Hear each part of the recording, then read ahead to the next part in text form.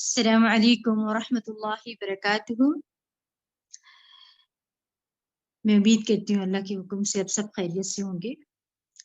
آج آپ سب کو دورہ قرآن کے پروگرام میں خوش آمدید، اہلاً و سہلاً و مرحبا۔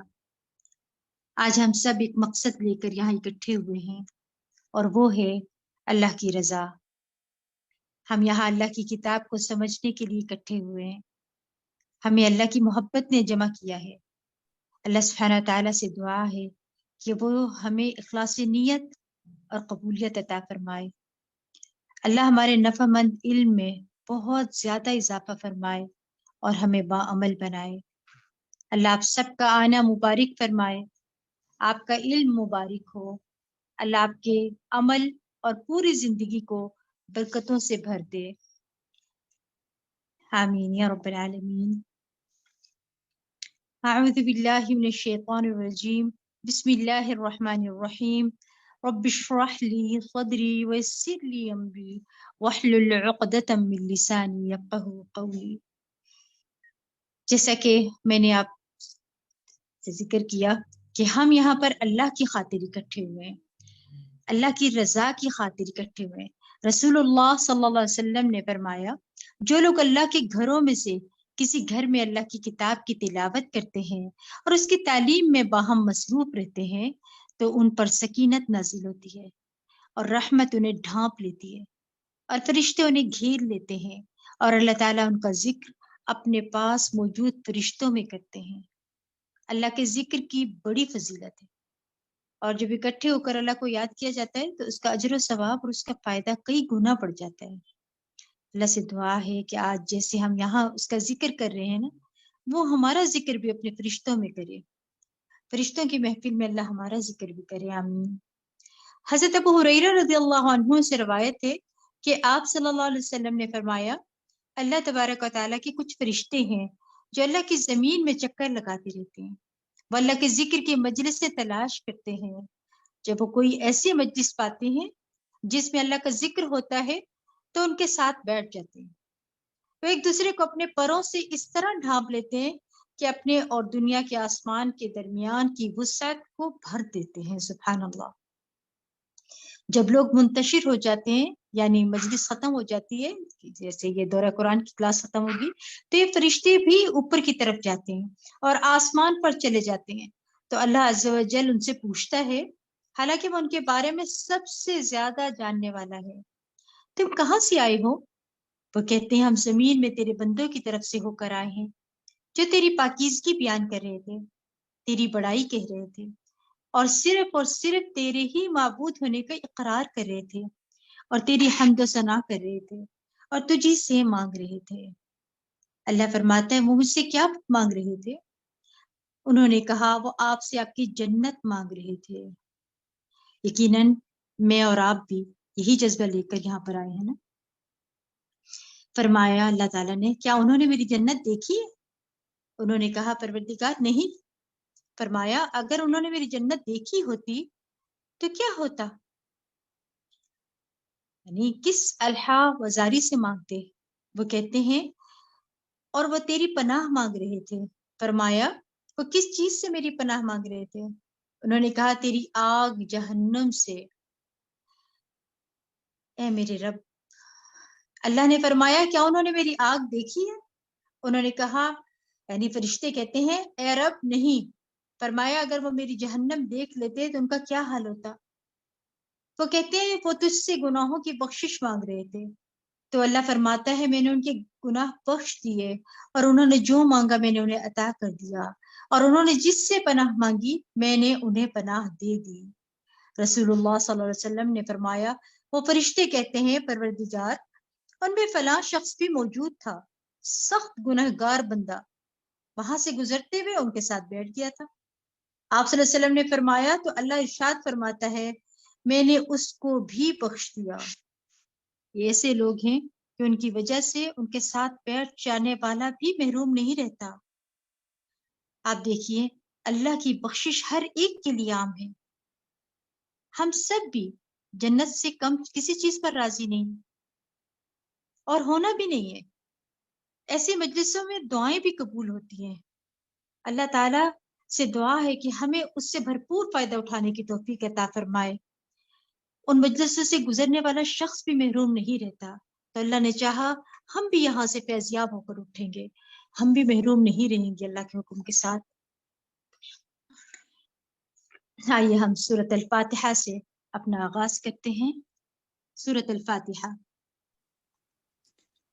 اعوذ باللہ من الشیطان الرجیم، بسم اللہ الرحمن الرحیم، الحمد للہ رب العالمین، الرحمن الرحیم، مالک یوم الدین، إياك نعبد وإياك نستعين، اهدنا الصراط المستقيم، صراط الذين أنعمت عليهم غير المغضوب عليهم ولا الضالين، آمين۔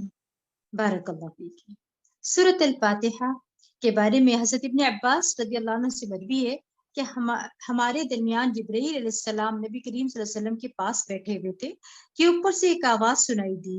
آپ صلی اللہ علیہ وسلم نے سر اٹھایا تو جبرائیل علیہ السلام نے فرمایا یہ آسمان کا دروازہ ہے جسے صرف آج کے دن کھولا گیا ہے، آج سے پہلے کبھی نہیں کھولا گیا تھا۔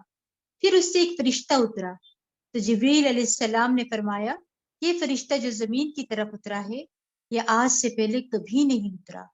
پھر اس فرشتے نے سلام کیا اور کہا کہ آپ کو ان دونوں نوروں کی خوشخبری ہو آپ صلی اللہ علیہ وسلم کو جو دیے گئے ہیں، جو آپ صلی اللہ علیہ وسلم سے پہلے کسی نبی کو نہیں دیے گئے۔ ان میں سے ایک سورۃ الفاتحہ ہے اور دوسرے سورۃ البقرہ کی آخری آیات۔ سورۃ الفاتحہ بہت خاص سورت ہے، مفسرین نے اس کے 36 نام گنوائے ہیں، 36 نیمز ہیں اس کے۔ یہ واحد صورت ہے جس کی فضیلت اور تعریف خود قرآن مجید نے فرمائی ہے، وَلَقَدْ آتَيْنَاكَ سَبْعًا مِنَ الْمَثَانِ وَالْقُرْآنِ الْعَظِيمِ۔ یہ سورہ شروع ہوتی ہے بسم اللہ الرحمن الرحیم سے، شروع اللہ کے نام کے ساتھ۔ اللہ کا نام بہت بابرکت ہے، اور جب بسم اللہ کہہ دیا تو یہاں صرف اللہ کا اللہ ہی نام نہیں بلکہ اللہ کے جتنے بھی نام ہیں ان تمام ناموں کو ذہن میں رکھتے ہوئے ہم نے اپنے کام کا آغاز کریں گے۔ کون ہے اللہ؟ الرحمن، جس کی رحمت بہت عام ہے، اس میں واسع وسیع رحمت کا ذکر ہے۔ الرحیم، الرحیم جو بار بار رحم فرمانے والا ہے، اس میں مسلسل رحمت کا ذکر ہے۔ اللہ تعالیٰ اپنا تعارف اپنی رحمت کے ساتھ کروا رہے ہیں، 2 بار تسمیہ میں اور 2 بار سورۃ الفاتحہ میں۔ قرآن پڑھنے سے پہلے اعوذ باللہ من الشیطان الرجیم بھی پڑھنا ہے تاکہ اس قرآن کو سمجھنے کے لیے شیطان مردود سے اللہ کی پناہ میں آ جائیں۔ الحمدللہ رب العالمین، تمام تعریفیں اللہ کے لیے جو پروردگار ہے تمام جہانوں کا۔ سب تعریف اللہ کے لیے ہے نا، یعنی ہم کیا ہے، قول اور زبان سے ہوتی ہے نا۔ ہم کے لیے لفظ شکر بھی استعمال ہوتا ہے، لیکن شکر دل، زبان اور عمل سے ہوتا ہے۔ اللہ کی تعریف کیوں کر رہے ہیں؟ اس لیے کہ ہر نعمت اللہ کی دی ہوئی ہے نا، اور خاص کر کے قرآن کی نعمت اللہ تعالیٰ کی طرف سے ملی ہمیں۔ یاد رکھیے ہم اللہ کی تعریف نہ بھی کریں نا، کائنات کی ہر چیز اللہ کی تعریف بیان کر رہی ہے، اس وقت بھی آسمان، زمین، شجر، ہمارا جسم بھی اللہ کی تعریف کر رہا ہے۔ تو ان ساری نعمتوں پر اللہ کی تعریف بیان کریں، اس نے سب کچھ دیا ہوا ہے ہمیں۔ رب العالمین ہے، کون ہے وہ رب العالمین جو تمام جہانوں کا رب ہے؟ دیکھیں مومن، منافق، کافر سب کو وہ عطا کر رہا ہے نا، اس لیے تمام جہانوں کا مالک ہے وہ۔ اور مالک یوم الدین، مالک کس دن کا ہے؟ یوم الدین بھی ہے، تو سب تعریف اسی کے لیے ہے، یعنی قیامت کے دن کا مالک وہی ہے۔ الحمدللہ کہنے کا اجر بھی بے پناہ ہے۔ الحمدللہ کہنا میزان کو بھر دیتا ہے، جس میں نیکیاں تولی جائیں گی نا اس کو بھر دے گا۔ جب انسان دل سے کہتا ہے الحمدللہ، تو اللہ سبحانہ تعالیٰ اس کا اتنا بڑا اجر عطا کرتے ہیں کہ نیکیاں سے، یعنی آپ دیکھیں آپ کا جو میزان ہے وہ نیکیوں سے بھر جائے، اور اسے خالی ہاتھ نہیں لوٹاتا اللہ سبحانہ تعالیٰ. دل سے الحمدللہ کہنے کا اجر اللہ خالی نہیں جانے دیتا. قیامت کے دن سب سے افضل بندے وہ ہوں گے، حدیث میں آتا ہے کہ جو حمدون ہوں گے، یعنی حمد کرنے والے ہوں گے. اللہ کی خاص رحمت اس کے خاص بندوں کے لیے ہے، اللہ کی خاص رحمت اس کی جنت ہے. اللہ فرماتا ہے انتی رحمتی، تو میری رحمت ہے. ہماری دعا ہے کہ اللہ تعالیٰ اپنی رحمت سے ہمیں جنت الفردوس میں داخل کرے، آمین. آپ دیکھ رہے ہیں اب تک 4 مرتبہ اللہ کی رحمت کا ذکر ہو چکا ہے. پھر فرمایا ایاک نعبد و ایاک نستعین، ہم تیری عبادت کرتے ہیں اور خاص تجھی سے مدد مانگتے ہیں. ساری رحمتیں اور نعمتیں اللہ کی طرف سے ہیں، تو عبادت کا مستحق بھی پھر کون ہے؟ وہی ہے. تیری ہی ہم عبادت کرتے ہیں. عبادت جو ہوتی ہے نا مشتمل ہوتی ہے 2 چیزوں پر، ایک ہوتا ہے شدید محبت، دوسرا شدید تعظیم. ٹھیک ہے. اور پھر آپ دیکھیں اپنا معاملہ میں اور آپ اپنا دیکھیں. اب یہاں ہمارے لیے سوچنے اور سمجھنے کی بات یہ ہے کہ کیا ہم اپنے اس قول میں سچے ہیں؟ کیا ہم واقعی کسی اور کو مشکل کشا سمجھ کر کسی پیر، فقیر یا مزار پر جا کر تو مدد نہیں مانگتے؟ کیا ہم واقعی کہتے ہیں ایاک نستعین؟ اس قول میں ہم سچے ہیں؟ پھر اللہ فرماتے ہیں ایاک نعبد و ایاک نستعین. یہاں دیکھیے دعا تمام عبادت کا نچوڑ ہے نا. سب سے نفعمند دعا کیا ہے؟ سورۃ الفاتحہ. اس سورت میں نا شیخ الاسلام ابن تیمیہ کہتے ہیں کہ جب میں نے غور کیا کہ سب سے نفعمند دعا کون سی ہے، تو وہ اللہ کی رضا کے کاموں پر مدد مانگنے کی دعا ہے. پھر میں نے سورۃ الفاتحہ کی آیت پڑھی ایاک نعبد و ایاک نستعین میں اس کو پا لیا. عبادت کیا ہوتی ہے؟ عبادت کا مفہوم کیا ہے کہ ہم وقت کی بندگی. اس کا مختصر نہیں ہے، ہم وقت کی بندگی ہے اس کا معنی. ٹھیک ہے. جیسے عبادت ظاہری بھی ہوتی ہے، باطنی بھی ہوتی ہے، اقوال کے ذریعے بھی اور اعمال پر بھی مشتمل ہوتی ہے. اس لیے عملی ثبوت دینا ہے. اس 4 الفاظ اچھے سے یاد کر لیں، ظاہری، باطنی، اقوال اور اعمال پر مشتمل ہے. جو بات سوچ اور عمل اللہ کی مرضی کے مطابق ہو نا، وہ عبادت کہلاتی ہے. آپ صبح اٹھ کر اللہ کے حضور کہہ دیں کہ اللہ تعالیٰ جو کچھ کروں گی تیری رضا کے لیے کروں گی، گویا آپ 24 گھنٹے اللہ کی عبادت میں ہوں گی. پھر فرمایا اہدنا الصراط المستقیم. مانگنے کی سب سے اہم چیز ہدایت ہے کہ اللہ ہمیں سیدھا راستہ دکھا، ہمیں صراط المستقیم پر چلا. اللہ تعالیٰ صراط المستقیم پر استقامت عطا فرما. دن کی نمازوں میں کم از کم 17 بار جو فرائض ہیں ان میں ہدایت کی دعا مانگی جاتی ہے کہ ہدایت سیدھے راستے کی جو جنت الفردوس تک پہنچا دے. اگر ہدایت مل گئی نا تو انسان کو تقوی حاصل ہو جائے گا، اور اگر تقوی مل گیا تو ہر مشکل سے نکلنے کا راستہ مل جائے گا، اور انسان کو وہاں سے رزق دیا جائے گا جہاں سے اسے گمان بھی نہیں. حضرت علی رضی اللہ عنہ نے فرمایا کہ رسول اللہ صلی اللہ علیہ وسلم نے فرمایا یہ دعا مانگتے رہا کرو، اللہم اہدنی وسددنی، اے اللہ مجھے ہدایت دے اور مجھے سیدھا رکھ، یعنی میں ادھر ادھر نہ بھٹک جاؤں. انسان کسی کو بھی بد دعا نہ دے، جب کوئی ستائے تو اس کو بھی دعا دے کہ اللہ اس کو ہدایت دے. پھر کیا فرمایا؟ صراط الذین انعمت علیہم، ہمیں نیک لوگوں کے رستے پر چلا جن پر تیرا انعام ہوا. وہ کون لوگ تھے؟ انبیاء، صدیقین، شہداء، صالحین. اللہ تو ہمیں ان کے راستے پر چلا. یا رب العالمین جیسے وہ تیرے لیے خالص تھے، ہمیں بھی اپنے لیے ایسا ہی خالص کر لے، اور ہمیں بھی نیکی کے کاموں کی توفیق عطا فرما، آمین. اور ان لوگوں سے بچا جن سے غیر المغضوب علیہم، ان لوگوں سے بچا جن پر تیرا غضب نازل ہوا، جنہیں اللہ نے علم دیا لیکن انہوں نے اس پر عمل نہ کیا. ولا الضالین، اور ان کا راستہ بھی نہیں چاہیے جو سیدھے راستے سے بھٹک گئے، بلکہ ان کا راستہ چاہیے جو اللہ کے راستے پر ہمیشہ چلتے رہے. تو یہ ہے سورۃ الفاتحہ. آئیے سورۃ البقرہ کی طرف. سورۃ البقرہ، اس کی فضیلت میں حدیث آتی ہے، رسول اللہ صلی اللہ علیہ وسلم نے فرمایا کہ سورۃ البقرہ پڑھا کرو، کیونکہ اس سورت کا پڑھنا باعث برکت ہے اور اس کا چھوڑنا باعث حسرت ہے، اور اس کے پڑھنے والے پر جادوگر قدرت نہیں پا سکتے۔ شیاطین اس سورت سے دور بھاگتے ہیں، اس گھر سے شیطان بھاگ جاتا ہے جس میں سورۃ البقرہ کی تلاوت کی جاتی ہے۔ بسم اللہ الرحمن الرحیم، شروع اللہ کے نام سے جو بڑا مہربان نہایت رحم کرنے والا ہے۔ الف لام میم ذالک الکتاب لا ریب فیہ ھدی للمتقین، یہ ایسی کتاب ہے جس میں شک کی کوئی گنجائش نہیں، اس میں ڈرنے والوں کے لیے ہدایت ہے۔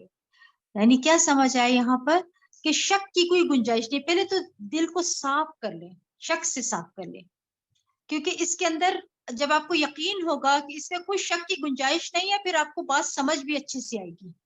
سب سے پہلے تو ذہن شک سے پاک کر لیں، اپنے دل کو شکوک و شبہات سے پاک کر لیں، پھر جا کر آپ کو قرآن کی بات سمجھ آئے گی۔ اللہ کیا فرما رہے ہیں؟ ھدی للمتقین الذین یؤمنون، ہدایت کس کے لیے ہے؟ آپ نے وہاں اہدنا الصراط المستقیم کہا کہ اللہ ہمیں سیدھے راستے کی ہدایت دے، تو اللہ تعالیٰ نے کہا ہدایت دوں گا، مگر کس کے لیے ہے؟ ہدایت متقی لوگوں کے لیے ہے، یعنی ان کو عطا کی جائے گی۔ وہ کون لوگ ہیں؟ الذین یؤمنون بالغیب ویقیمون الصلاة ومما رزقناہم ینفقون، وہ جو غیب پر ایمان رکھنا چاہتے ہیں۔ اچھا، ایمان کیا ہوتا ہے؟ ایمان جو ہے نا دل کا فعل ہے، پھر نماز قائم کرنا اعضاء کا فعل ہے، اور رزق خرچ کرنا بندوں کا حق ہے۔ کیا فرمایا؟ جو غیب پر ایمان لاتے ہیں، نماز قائم کرتے ہیں، اور جو کچھ ہم نے انہیں دے رکھا ہے اس میں سے اللہ کی راہ میں خرچ کرتے ہیں۔ یعنی آج اگر آپ کچھ خرچ کریں گے تو یہ مت سوچے گا میرا مال ہے یا میری چیز ہے یا میری اولاد ہے، نہیں، اللہ ہی کی ہے اور اسی کے راہ میں خرچ کرنا ہے۔ پھر اللہ تعالیٰ فرماتے ہیں والذین یؤمنون بما انزل الیک وما انزل من قبلک وبالآخرۃ ھم یوقنون، ایسے ہی لوگ اپنے پروردگار کی طرف سے نازل شدہ ہدایت پر ہیں اور یہی لوگ فلاح پانے والے ہیں۔ آپ دیکھیں کہ کن لوگوں کے بارے میں کہا جا رہا ہے، یہ جو جن کے اندر وہ صفات تھی۔ اب تقوی کی بات ہوئی ہے نا، متقین کی۔ تقوی کے تقاضے کیا ہیں؟ ہدایت کے تقاضے ہوتے ہیں۔ وہ بھی ہدایت کی شرائط میں سے ایک شرط یہ بھی ہے کہ انسان ہر اس چیز پر ایمان لائے جو محمد رسول صلی اللہ علیہ وسلم پر نازل ہوئی ہے۔ بما انزل الیک، جو کچھ آپ پر نازل ہوا، وما انزل من قبلک، یعنی جو آپ سے پہلے بھی نازل ہوا۔ آپ صلی اللہ علیہ وسلم پر نازل شدہ وہی ایک تو قرآن مجید کی شکل میں تھی نا، اور دوسرے حکمت و سنت کی شکل، جس کو حدیث کا نام بھی دیا جاتا ہے۔ قرآن میں آتا ہے نا سورۃ النساء میں، وَأَنزَلَ اللَّهُ عَلَيْكَ الْكِتَابَ وَالْحِكْمَةَ وَعَلَّمَكَ مَا لَمْ تَكُنْ تَعْلَمْ وَكَانَ فَضْلُ اللَّهِ عَلَيْكَ عَظِيمًا، اللہ تعالیٰ نے آپ پر کتاب و حکمت اتاری اور آپ کو وہ سکھایا ہے جسے آپ نہیں جانتے تھے۔ اللہ تعالیٰ کا آپ پر بڑا بھاری فضل ہے۔ اس شخص پر اللہ کا فضل ہو جاتا ہے جس کو آپ صلی اللہ علیہ وسلم کی طرف آئی ہوئی وحی سے فیض اٹھانے کا موقع مل جاتا ہے۔ اللہ ہمیں بھی ان لوگوں میں شامل فرما دے۔ یعنی آپ صلی اللہ علیہ وسلم کی تعلیمات سے فائدہ اٹھانا اللہ کے فضل کو دعوت دینا ہے۔ حدیث بھی قرآن ہی کی طرح نازل ہوتی ہے نا۔ سورۃ النجم آیت نمبر 3 اور 4 میں فرمایا گیا ہے وَمَا يَنطِقُ عَنِ الْهَوَىٰ، اور وہ اپنی خواہش سے کوئی بات نہیں کہتے ہیں۔ إِنْ هُوَ إِلَّا وَحْيٌ يُوحَىٰ، وہ تو صرف وہی ہے جو اتاری جاتی ہے۔ آپ صلی اللہ علیہ وسلم نے فرمایا تم ہرگز گمراہ نہیں ہوگے جب تک ان دو چیزوں کو مضبوطی سے تھامے رکھو گے، ایک اللہ کی کتاب اور دوسرا اس کی نبی کی سنت۔ پھر کیا فرمایا؟ یوقنون، یہاں یقین کی بات ہو رہی ہے۔ وبالآخرۃ ھم یوقنون، وہ آخرت پر یقین رکھتے ہیں۔ یقین سے مراد ایسا ایمان ہے جس میں کوئی شک نہیں ہوتا۔ یقین اصل میں علم کا سب سے بلند ترین درجہ ہے نا۔ یقین ایک ایسی منزل ہے جس پر پہنچ کر وہ چیزیں نظر آنے لگتی ہیں جو عام نگاہوں سے نظر نہیں آتی ہیں۔ اسی لیے آخرت کے لیے لفظ ایمان نہیں یقین آیا ہے۔ یقین ہوتا ہے تو انسان اپنے عمل کو اس کے مطابق ڈھال لیتا ہے نا۔ حضرت ابوبکر رضی اللہ عنہ نے لوگوں کو خطاب کرتے ہوئے فرمایا کہ رسول اللہ صلی اللہ علیہ وسلم نے فرمایا اے لوگوں، بے شک لوگوں کو یقین اور عافیت سے بڑھ کر کوئی نعمت نہیں دی گئی، تم اللہ سے ان دو چیزوں کو سوال کرتے رہو، یعنی کیا سمجھ آئے یہاں سے؟ یعنی جو مانتا ہے کہ اللہ ہے، محمد صلی اللہ علیہ وسلم اللہ کے رسول ہیں، یہ کتاب اللہ کی طرف سے آئی ہے، آخرت کے دن اللہ کے حضور حاضر ہونا ہے، جنت برحق ہے، جہنم برحق ہے، میزان، پل صراط، سب کچھ برحق ہے، جو ان سب چیزوں پر پورا یقین رکھتا ہے وہ بہت بڑی نعمت پائے ہوئے ہے۔ یا اللہ تو ہمیں یقین اور عافیت عطا فرما، جیسے نبی پاک صلی اللہ علیہ وسلم نے دعا کی تھی، اللہ ہم بھی تجھ سے سوال کرتے ہیں، اللہ تو ہمیں بھی عطا کر، آمین ثم آمین۔ پھر فرمایا اولئک علی ھدی من ربہم واولئک هم المفلحون، ایسے ہی لوگ اپنے پروردگار کی طرف سے نازل شدہ ہدایت پر ہیں اور یہی لوگ فلاح پانے والے ہیں۔ بلا شبہ جن لوگوں نے مندرجہ بالا امور کو تسلیم کرنے سے انکار کر دیا۔ اب یہاں دیکھیں آیت نمبر 5 کو اگر آپ غور کریں تو یہاں پہ کیا فرمایا جا رہا ہے؟ یہاں پہ آ رہا ہے کہ ایسے لوگ اپنے پروردگار کی طرف سے نازل شدہ ہدایت پر، ہم نے ہدایت مانگی تھی نا، یعنی جن کا باطن، جن کا ظاہر ایک ہے اور لوگوں کے ساتھ معاملات درست ہیں، ان کے وسعت قلبی پر مبنی ہے، اور جو نبی کی وحی پر ایمان اور آخرت پر یقین رکھتے ہیں، یہی ہدایت پر ہیں۔ پھر ہدایت کا جو معیار ہے نا وہ اللہ تعالیٰ نے ان آیات میں دکھا دیا۔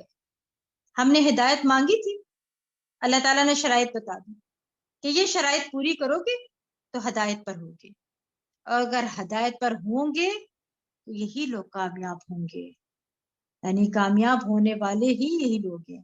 تو گویا کامیابی کی کنجی دے دی گئی کہ اگر تم یہ کام کرو گے تو کامیاب ہو جاؤ گے۔ تسلی سے اس آیات کو پھر دہرا لیجیے گا۔ ان الذين كفروا سواء عليهم أأنذرتهم ام لم تنذرهم لا يؤمنون۔ بلا شبہ جن لوگوں نے مندرجہ بالا امور کو تسلیم کرنے سے انکار کر دیا، آپ انہیں ڈرائیں یا نہ ڈرائیں، ان کے لیے ایک ہی بات ہے، یعنی وہ ایمان نہیں لائیں گے۔ جب مانا ہی نہیں تو ڈراوا کیا کام کرے گا؟ پھر فرمایا ختم اللہ علی قلوبہم وعلی سمعہم وعلی ابصارہم غشاوۃ ولہم عذاب عظیم۔ اللہ نے ان کے دلوں اور کانوں پر مہر لگا دی ہے اور ان کی آنکھوں پر پردہ پڑ گیا ہے اور ان کے لیے بہت بڑا عذاب ہے۔ دلوں پر مہر لگ جاتی ہے، کب لگتی ہے؟ ایسا کب ہوتا ہے؟ ایسا اس وقت ہوتا ہے جب حق کو جانے کے بعد اس کا انکار کرتے ہیں۔ گناہوں کی کثرت کی وجہ سے دلوں پر مہر لگ جائے گی، اللہ ہمیں اس سے محفوظ رکھے، آمین آمین۔ اور لوگوں میں سے کچھ ایسے ہیں جو زبان سے تو کہتے ہیں کہ ہم اللہ پر اور آخرت کے دن پر ایمان لائے ہیں، حالانکہ وہ مومن نہیں ہیں۔ یہ آیت بہت زیادہ جو ہے نا ڈرانے والی آیت ہے۔ اللہ فرماتے ہیں یخادعون اللہ والذین آمنوا وما یخدعون الا انفسهم وما یشعرون، حالانکہ وہ مومن نہیں ہے، وہ اللہ سے بھی دھوکہ بازی کر رہے ہیں اور ان لوگوں سے بھی جو ایمان لائے ہیں۔ ایسے لوگ دراصل اپنے آپ ہی کو دھوکہ دے رہے ہیں مگر اس بات کو سمجھ نہیں رہے۔ یعنی وہ اللہ تعالیٰ کچھ لوگوں کے ایمان کو مانتے نہیں۔ ان آیات سے کیا سمجھ آ رہا ہے؟ کیونکہ وہ سچے دل سے مومن نہیں ہے، جو وہ کہتے ہیں وہ کرتے نہیں ہیں۔ وہ کہتے ہیں ہم ایمان لائے، اللہ فرماتے کہ تم ایمان لائے ہی نہیں۔ سبحان اللہ۔ منافقین کی عملی زندگی ان کی زبان سے مطابقت نہیں رکھتی ہے۔ تھوڑا سا یہاں پہ نفاق کے بارے میں بات کر لیتے ہیں۔ دیکھیں وہ بات ناقابل قبول ہے اللہ کے نزدیک جس کے ساتھ عمل نہیں، وہ بات جھوٹی ہے، وہ بات بے معنی ہے، اس کی کوئی حقیقت نہیں۔ تو پھر ایمان ہے کیا؟ تو کون سا ایمان ہے جسے اللہ تعالیٰ قبول کرے گا؟ یہاں تو اللہ تعالیٰ مان ہی نہیں رہے ان کی ایمان۔ دراصل ایمان معرفت کا نام ہے، پہچان کا نام ہے۔ اگر ہمارا یہ دعویٰ سچا ہے تو پھر ٹٹولے اپنے آپ کو کہ ہم اللہ کو جانتے کتنا ہے، پہچانتے کتنا ہے، اس زندگی میں رب کی حیثیت کیا ہے، ہمارے رہن سہن میں، ہماری گفتگو میں، ہمارے لین دین میں کہاں نظر آتا ہے کہ واقعی ہم اللہ کو پہچانتے ہیں؟ جب تک ہم رب کو رب کے طور پر نہ جانیں، اس کی عظمت کو نہ جانیں، اس کی قدرت کا احساس نہ ہو آپ کے دل میں، اللہ تعالیٰ کا قادر و مطلق ہونے کا احساس نہ ہو، اور اپنے بندے عاجز ہونے کا احساس نہ ہو، اس وقت تک محض زبان سے کہتے ہیں نا کہ میں اللہ کو مانتی ہوں کافی نہیں ہے. تو جب تک آپ کا عمل آپ کی زبان کا ساتھ نہ دے تب تک ہم سچے مومن نہیں. جب تک دل ساتھ نہ دے زبان کا، اور اگر دل نے زبان کا ساتھ دیا اور آپ کا یہ قول سچا ہوا تو پھر دیر نہ لگے گی آپ کا عمل بدلتے. پھر لازمی طور پر ہماری بھی کیفیت ہوگی. کون سی؟ ان صلاتی و نسکی و محیای و مماتی للہ رب العالمین. میرا جینا، میرا مرنا، میری نماز، میری قربانی سب اللہ کے لیے، سب کچھ اس کی مرضی کے مطابق، لا شریک لہ. جب اس کی بات آ جائے تو پھر کوئی دوسرا نہیں، کسی کی بات نہیں سننی ہے. جب آخرت کی بات ہو وبالیوم الآخر تو آخرت کی پہچان ہو. وہ ہے کیا؟ ہماری اکثریت ہی نہیں جانتی کہ قیامت آئے گی، کیسے آئے گی، اس دن کیا ہوگا، حساب کتاب کیسی ہوگا، کن کن مراحل کے بعد ہم منزل کو پہنچیں گے. کیسے ہم سارے مراحل کو جانتے ہی نہیں. جب پہچانتے ہی نہیں تو پھر مانتے کس چیز کو؟ علم کے بغیر تو معرفت نہیں ہو سکتی کسی کی بھی. قیامت کا جاننا کوئی معمولی واقعہ نہیں ہے. جس کو یہ پتا ہو کہ میرے اعمال تولے جائیں گے، میری باتوں اور حرکات کا وزن ہوگا، اور صرف وزن نہیں ہوگا بلکہ اس کے بعد جزا اور سزا بھی ہوئی، تو کیا وہ شخص غافلوں کی طرح زندگی بسر کر سکتا ہے؟ یاد رکھیے، ماننے والے اور نہ ماننے والے برابر نہیں ہو سکتے. ماننے والے صحابہ کرام بھی تھے اور لوگ بھی جو یہ کہتے تھے کہ ہم بھی مانتے ہیں، مگر ان کے عمل میں کوئی تبدیلی نہیں آئی. تو گویا ایمان نام ہے اس اقرار کا جس میں عمل کی تبدیلی لازمی ہو. آخرت کو ماننے والا پھر دنیا سے محبت نہیں کرتا. ہم بھی ایمان کا دعویٰ کرتے ہیں، ایمان کا دعویٰ تو کرتے ہیں، تو آخرت کے دن کو مانتے ہیں؟ سوچے ذرا. لیکن اللہ تعالیٰ ان کے بارے میں فرماتے ہیں کہ وہ مومن ہی نہیں ہے. وہ کہتے ہیں مومن ہے. اور اب مجھے بتائیے، اب اس کی بات سچی ہے ان لوگوں کی یا اللہ سبحانہ و تعالیٰ کی بات سچی ہے؟ یقیناً اللہ کی. ومن اصدق من اللہ حدیثا. اور اللہ سے بڑھ کر کس کی بات سچی ہو سکتی ہے؟ کسی کا قول اللہ سے بڑھ کر نہیں ہے. ایک شخص زبان سے کہتا ہو کہ میں اللہ کو مانتا ہوں اور اللہ تعالیٰ اس کی اس بات کو قبول ہی نہ کرے، تو سوچئے کہ وہ کہاں کھڑے، اس کی کیا حیثیت ہے، وہ کس قدر نقصان میں ہے. تو محض یہ کہہ دینا کافی نہیں ہے کہ میں اللہ کو مانتی ہوں، میں آخرت کو مانتی ہوں، بلکہ یہ فکر بھی لازمی ہے کہ واقعی میرا یہ قول قابل قبول ہے، کیا میرا دعویٰ سچا ہے.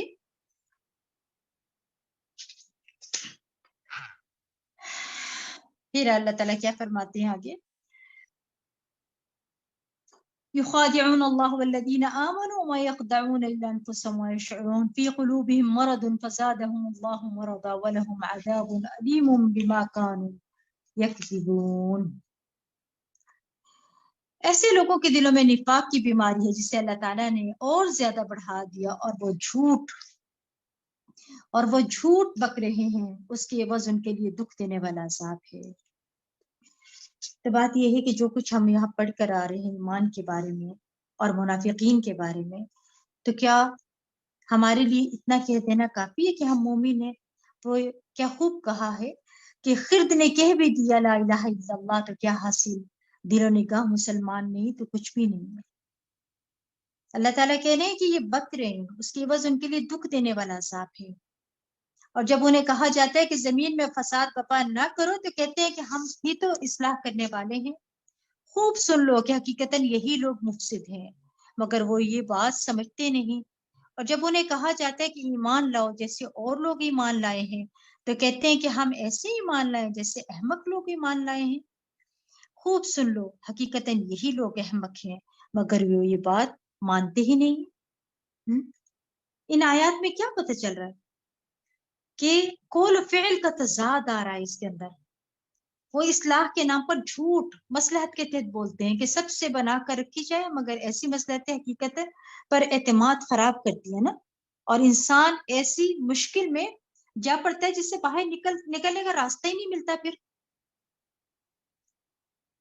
پھر اللہ تعالیٰ کیا فرماتے ہیں؟ وَإِذَا لَقُوا الَّذِينَ آمَنُوا قَالُوا آمَنَّا وَإِذَا خَلَوْا إِلَىٰ شَيَاطِينِهِمْ قَالُوا إِنَّا مَعَكُمْ إِنَّمَا نَحْنُ مُسْتَهْزِئُونَ. ایسے لوگ جب ایمانداروں سے ملتے ہیں تو کہتے ہیں کہ ہم ایمان لا چکے ہیں، اور جب علیحدگی میں اپنے شیطانوں کا کافر دوستوں سے ملتے ہیں تو کہہ دیتے ہیں کہ حقیقتاً ہم تمہارے ہی ساتھ ہیں، اور ان ایمان والوں سے تو محض مذاق کرتے ہیں. یعنی اسلام کا مذاق، اس پر عمل کرنے والوں کا مذاق اڑا رہے تھے، اللہ کی طرف سے آئی ہوئی آیات کا مذاق اڑانے والے اپنی عقل کو ان سے زیادہ سمجھتے ہیں. ایسے لوگ احمقوں کی جنت پہ رہتے ہیں. دراصل وہ کیسے مسلمان ہیں جو اپنے ہی دین کا مذاق اڑاتے ہیں؟ یہ منافقت کی علامت ہوتی ہے. کوئی شخص اپنے باپ کا مذاق نہیں اڑاتا تو اپنے دین کا مذاق کیسے اڑاتے ہیں؟ پھر اللہ فرماتے ہیں اللہ یستہزئ بہم ویمدہم فی طغیانہم یعمہون. اللہ تعالیٰ ان کا مذاق اڑا رہا ہے اور انہیں ان کی سرکشی میں ڈھیل دیے جا رہا ہے جس میں وہ اندھوں کی طرف بھٹکے جا رہے ہیں. اللہ تعالیٰ کا استہزاء یہ ہے کہ اللہ ان کے برے اعمال کو ان کے سامنے مزین کر دیتا ہے اور وہ سمجھتے ہیں کہ ہم بہت اچھے کام کر رہے ہیں. وہ اپنی برائیوں کو خوبصورتی سمجھتے ہیں. یہ نہیں پتا ہوتا کہ اللہ تعالیٰ اب آپ کا مذاق اڑا. قیامت کے دن استہزاء یہ ہے کہ وہ اہل ایمان کے ساتھ کھڑے ہوں گے، یک یک ان کی روشنی بجھ جائے گی. امید کے بعد مایوسی کتنی بری چیز ہے جو ان کو میسر آئے گی. پھر اللہ فرماتے ہیں یہی وہ لوگ ہیں جنہوں نے ہدایت کے بدلے گمراہی کو خرید لیا. ان کی اس تجارت میں انہیں کچھ نفع نہ دیا اور نہ ہی وہ ہدایت پانے والے تھے. ان منافقوں کی مثال اس شخص جیسی ہے جس نے اندھیرے میں آگ جلائی. جب اس آگ نے سارے ماحول کو روشن کر دیا تو عین اس وقت اللہ نے ان کی آنکھوں کے نور کو سلب کر لیا اور انہیں پھر سے اندھیروں میں چھوڑ دیا. وہ کچھ بھی نہیں سکتے، وہ کچھ بھی نہیں دیکھ سکتے. دیکھیں ان کے دل میں ابتدا میں نور آیا، مگر جب انہوں نے دیکھا کہ دین پر عمل کرنے سے تو دنیا کے کچھ نقصان کرنے پڑتے ہیں تو انہوں نے دین چھوڑ کر دنیا کا راستہ اختیار کر لیا. ان کا کفر غالب آ گیا نا ان کے اوپر، ان کے اندر کا نور بجھ گیا. یہ بھٹکتے پھرتے ہیں اور ہدایت پانے والی نہیں. قلب کا نور اللہ کے ہاتھ میں ہی، اسی لیے دعا مانگنی چاہیے نا، اللہم اجعل فی قلبی نورا وفی بصری نورا. یہ مکمل دعا ضرور پڑھنی چاہیے، خاص طور پہ فجر کی سنتوں کے بعد تو ضرور پڑھنی چاہیے. پھر اللہ تعالیٰ فرماتے ہیں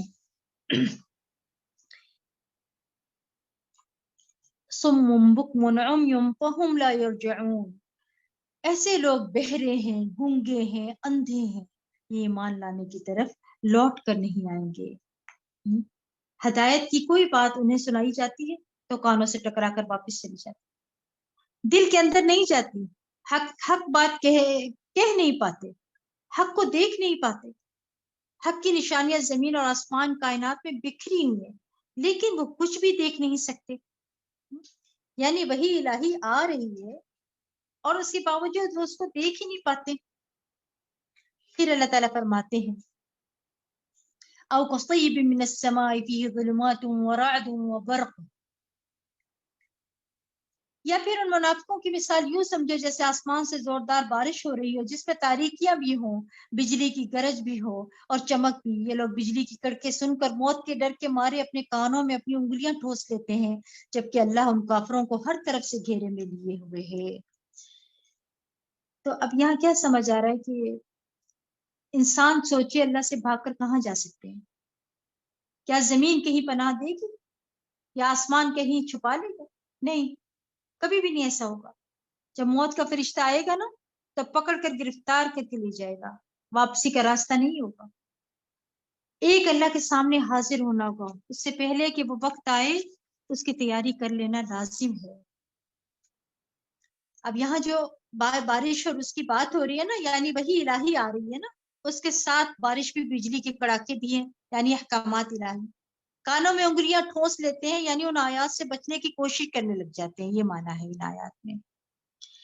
پھر اللہ تعالیٰ فرماتے ہیں یکاد البرق یخطف ابصارہم. ان کی حالت یہ ہو رہی ہے کہ عنقریب ہی بجلی ان کی بصارت کو اچک لے گی. جب بجلی کی چمک سے کچھ روشنی پڑتی ہے تو چل پڑتے ہیں اور جب اندھیرا ہو جاتا ہے تو ٹھہر جاتے ہیں. اور اگر اللہ چاہتا تو اس حال میں کڑک سے ان کی سماعت کو اور چمک سے ان کی بصارت کو سلب کر سکتا تھا. کیونکہ اللہ تعالیٰ یقیناً ہر چیز پر قادر ہے۔ اے لوگوں اپنے اس پروردگار کی عبادت کرو جس نے تمہیں بھی پیدا کیا اور تم سے پہلے لوگوں کو بھی، اور اس کی عبادت اس لیے کرو کہ تم پرہیزگار بن سکو۔ یہاں کیا سمجھ رہے، ہمیں دعا کرتے رہنا چاہیے نا اللہ کے حکم کہ اللہ تو ہمیں زندہ رکھ، ہمیں ہماری سماعت، ہماری بصارت اور ہماری قوت سے مستفید کر اور انہیں ہمارا وارث بنا دے۔ یا اللہ تو ہم سے یہ صلاحیت نہ چھینا اور ہمیں ہدایت پر قائم رکھنا، ہمیشہ اپنے رب کے حضور یہ دعائیں کرتے رہا کریں۔ پھر آیت نمبر 21 میں پھر تمام انسانیت سے خطاب، یہاں پہ اپنے رب کی عبادت کرو، اس سے سب سے زیادہ محبت کرو، وہ جس نے تمہیں پیدا کیا تھا کہ تم بچ جاؤ، دنیا میں گناہوں اور مشکلات سے بچ جاؤ، اور پھر آخرت میں کس سے بچو؟ جہنم سے بھی بچ جاؤ۔ پھر اللہ تعالیٰ فرماتے ہیں اس اللہ کی عبادت کرو جس نے تمہارے لیے زمین کو فرش اور آسمان کو چھت بنا دیا، اور آسمان سے پانی برسایا جس سے تمہارے کھانے پینے کو پھل پیدا کیے، لہٰذا دوسروں کو اللہ کا شریک نہ بناؤ، اور یہ باتیں تم جانتے بھی ہو۔ عبادت کے لائق وہی ہے کہ سب کچھ اس نے بنایا ہے نا، اس لیے عبادت کے لائق صرف اللہ ہے۔ عبادت کے لیے قرآن پڑھنے کی ضرورت ہے تاکہ پتہ چلے اللہ کو کیا پسند ہے اور کیا پسند نہیں ہے۔ عبادت کے لیے 4 لفظ یاد رکھے نا، جو میں نے پہلے بھی بتایا کہ آپ کو ظاہری، باطنی، اعمال اور اقوال، یہ سب جاننے کے لیے اللہ کی طرف اور قرآن کی طرف رجوع کرنا ہے ہمیں۔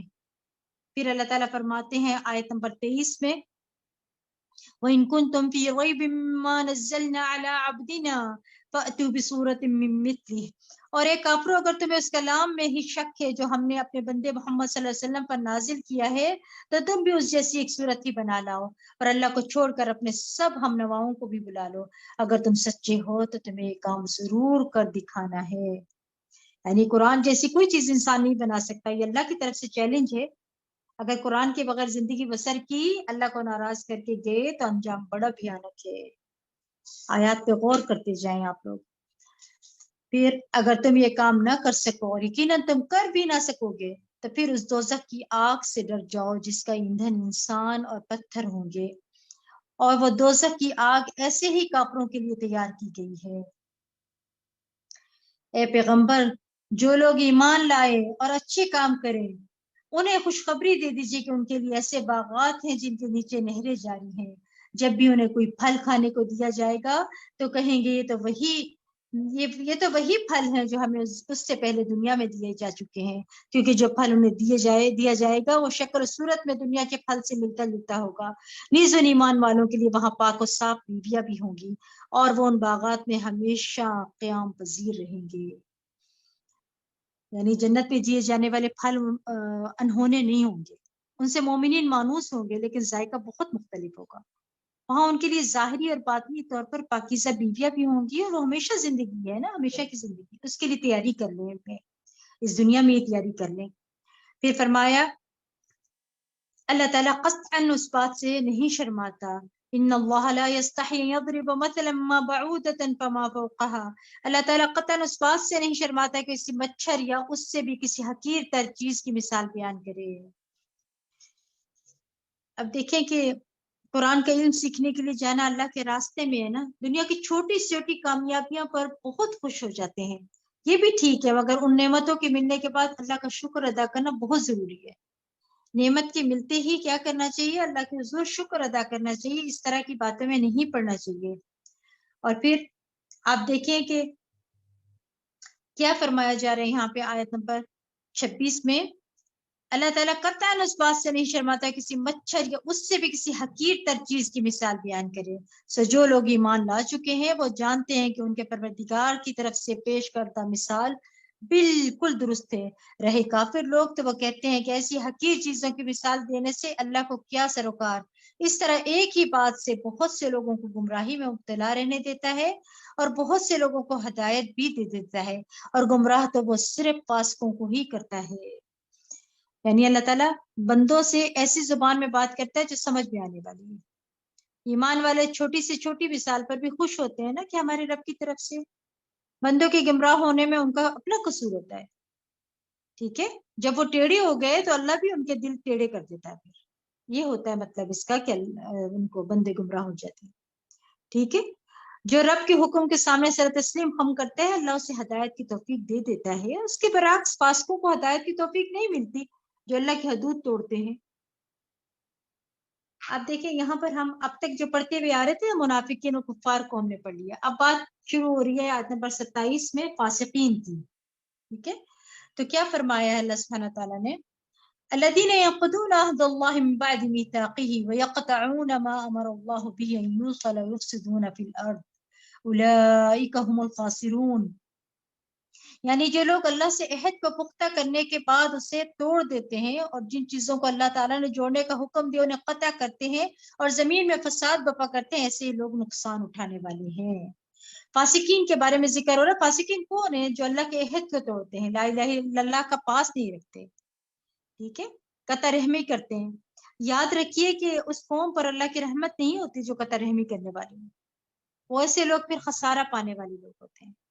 صلہ رحمی جو ہے وہ رشتہ داروں سے اچھا سلوک, ٹھیک ہے, اس کے بہت سے فائدے ہیں. ہم میں سے ہر ایک کی تمنا ہے کہ ہماری عمر لمبی ہو جائے اور ہمیں رزق اور برکت ہو جائے, ٹھیک ہے, تو وہ کیا کرے, وہ صلہ رحمی کرے, کیونکہ اس کے جو فضائل ہیں نا, فائدے ہیں, وہ کیا ہے, اللہ تعالیٰ رزق میں برکت کرتا ہے اور عمر میں برکت ہو جاتی ہے. اچھا, اور صلہ رحمی کب کرنی ہے؟ جب وہ اچھا کرے تب بھی ان کے ساتھ اچھا کرے, جب وہ اچھا نہ کرے تب بھی ان کے ساتھ اچھا کرے, اور جب وہ برا کرے تب بھی ان کے ساتھ. یہ ہے صلہ رحمی, یہ ہے حسن سلوک. حسن سلوک یہ نہیں کہ کوئی آپ کے ساتھ اچھا سلوک کرے تو آپ اچھا کریں, اور جب وہ اچھے نہیں رہے تو آپ بھی اچھے نہیں رہے, ایسا نہیں ہے. ٹھیک ہے, تو کیا کرنا ہے, اپنے رشتہ داروں کے ساتھ حسن سلوک کے ساتھ پیش آنا, ہر مرحلے میں, ہر حال میں اچھا کرنا ہے. ایسا کرنے والے کا اچھا عمل لوگوں کے رویے کے تابع نہیں ہوتا کہ لوگ اچھے تو وہ بھی اچھا, وہ برے تو یہ بھی برا, کیونکہ یہ بھی منافقت کی علامت ہوتی ہے نا. مومن کبھی بد اخلاق نہیں ہوتا. پھر اللہ فرماتے ہیں کیف تکفرون باللہ وکنتم امواتا فاحیاکم, لوگوں تم اللہ کا انکار کیسے کرتے ہو حالانکہ تم مردہ معدوم تھے تو اس نے تمہیں زندہ کیا, پھر وہی تمہیں موت دے گا, پھر زندہ کر دے گا, پھر اسی کی طرف تمہیں پلٹ کر جانا ہے. وہی تو ہے جس نے زمین میں موجود ساری چیزیں تمہاری خاطر پیدا کی, پھر آسمان بلندی فضائے بسیط کی طرف متوجہ ہوا تو 7 آسمان استوار کر دیا, اور وہ ہر چیز کے متعلق خوب جاننے والا ہے.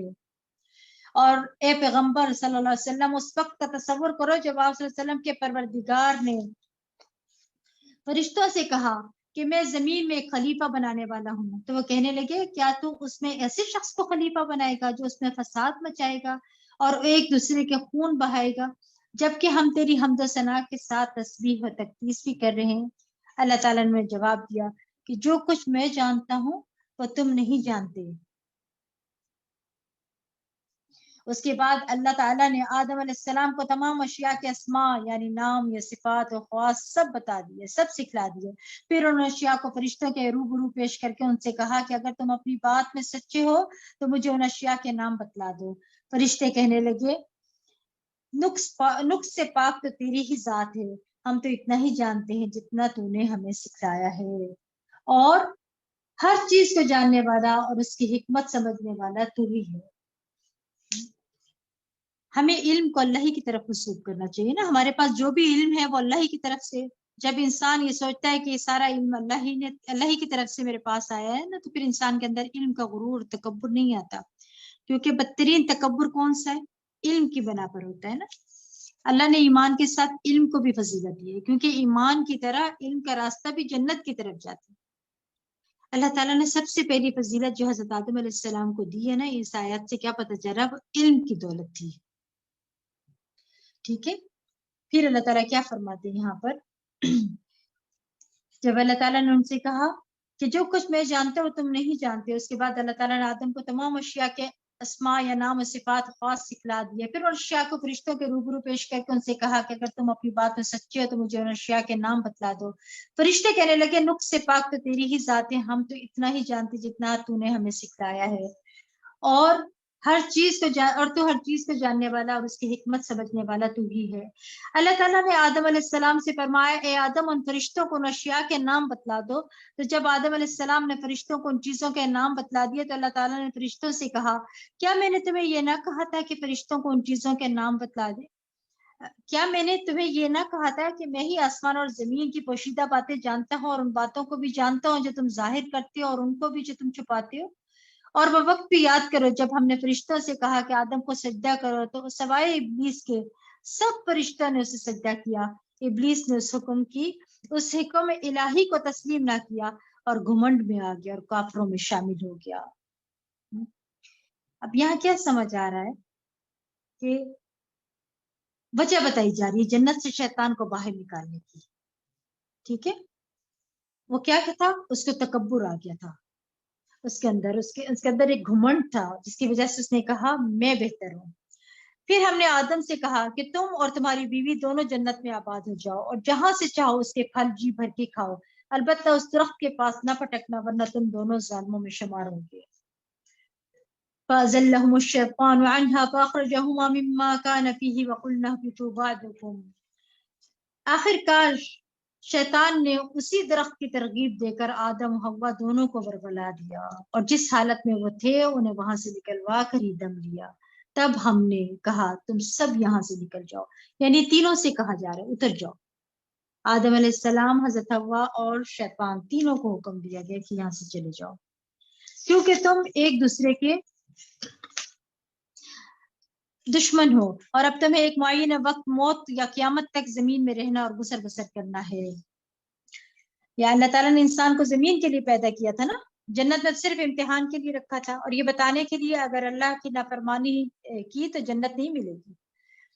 پھر اللہ فرماتے ہیں پھر آدم نے اپنے پروردگار سے چند کلمات سیکھ کر توبہ کی تو اللہ نے ان کی توبہ قبول کر لی۔ بلا شبہ وہ بندوں کی توبہ قبول کرنے والا اور نہایت رحم کرنے والا ہے۔ سبحان اللہ۔ اللہ توبہ کی توفیق بھی دیتا ہے، پھر اسے قبول بھی کرتا ہے، پھر اس پر اجر بھی دیتا ہے اور بندے سے خوش بھی ہوتا ہے۔ ہم اللہ سبحانہ تعالیٰ سے اپنے سب گناہوں کی توبہ کرتے ہیں۔ بہترین خطا کار توبہ کرنے والے ہی ہوتے ہیں۔ جو توبہ کرتا ہے اللہ تعالیٰ اس کی توبہ قبول کر لیتا ہے، اس لیے ہم بھی اللہ کے حضور توبہ کرتے ہیں۔ ہم نے کہا تم سب کے سب یہاں سے نکل جاؤ، جو میری طرف سے تمہارے پاس ہدایت آئی ہے، اور جس نے میری ہدایت کی پیروی کی تو ایسے لوگوں کو نہ کچھ خوف ہوگا اور نہ غمگین ہوں گے، اور جن لوگوں نے ہماری آیات کو ماننے سے انکار کیا اور انہیں جھٹلایا وہی اہل دوزخ ہیں اور اس میں ہمیشہ رہیں گے۔ اے بنی اسرائیل، میری ان نعمتوں کو یاد کرو جو میں نے تمہیں عطا کی تھی اور تمہارا مجھ سے عہد تھا اسے تم پورا کرو، اور میرا تم سے جو عہد تھا اسے میں پورا کروں گا، اور فقط مجھ ہی سے ڈرتے رہو اور اس کتاب پر ایمان لاؤ جو میں نے نازل کی ہے، یعنی قرآن پر۔ یہ کتاب اس کتاب کی تصدیق کرتی ہے جو تمہارے پاس ہے، لہٰذا اس کی سب سے پہلی منکر تم ہی بنو، نہ ہی میری آیات کو تھوڑی سی قیمت کی عوض بیچ ڈالو، اور ڈرو تو صرف مجھ ہی سے ڈرو۔ یہاں کیا بتایا جا رہا ہے اس آیت کے اندر کہ تھوڑی سی قیمت پہ کہ بس بیچنا نہیں ہے اللہ کے کلام کو، ٹھیک ہے؟ یعنی دنیا کے فائدوں کے خاطر اپنا دین نہ بیچو، حق کو واضح کرو، یہ مطلب ہے یہاں پر، حق کو چھپاؤ نہیں، اور نہ ہی حق کو باطل کی آمیزش کرو، اور دیدہ دانی سے سچی بات کو نہ چھپاؤ۔ یہاں یہ بتایا جا رہا ہے، اور نماز قائم کرو اور زکوٰۃ ادا کرو، رکوع کو نکلنے والوں کے ساتھ تم بھی رکوع کیا کرو۔ أتأمرون الناس بالبر وتنسون أنفسكم وأنتم تتلون الكتاب فلا تعقلون؟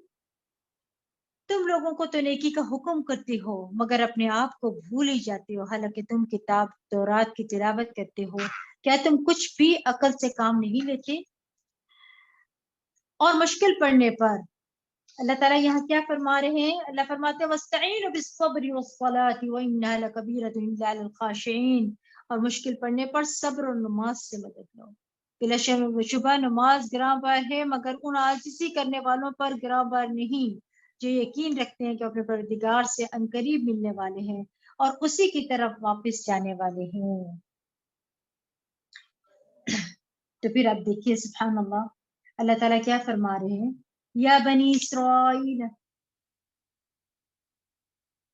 یا بنی اسرائیل اذکروا نعمتی التی انعمت علیکم وانی فضلتکم علی العالمین، اے بنی اسرائیل میری اس نعمت کو بھی یاد کرو جو میں نے تمہیں عطا کی تھی اور تمہیں تمام اقوام عالم سے بڑھ کر نوازا تھا، اور اس دن سے ڈرتے رہو جب نہ تو کوئی کسی دوسرے کے کام آ سکے گا، نہ اس کے حق میں سفارش قبول کی جائے گی، نہ ہی اسے معاوضہ لے کر چھوڑ دیا جائے گا، اور نہ ہی ان مجرموں کو کہیں سے مدد پہنچے گی۔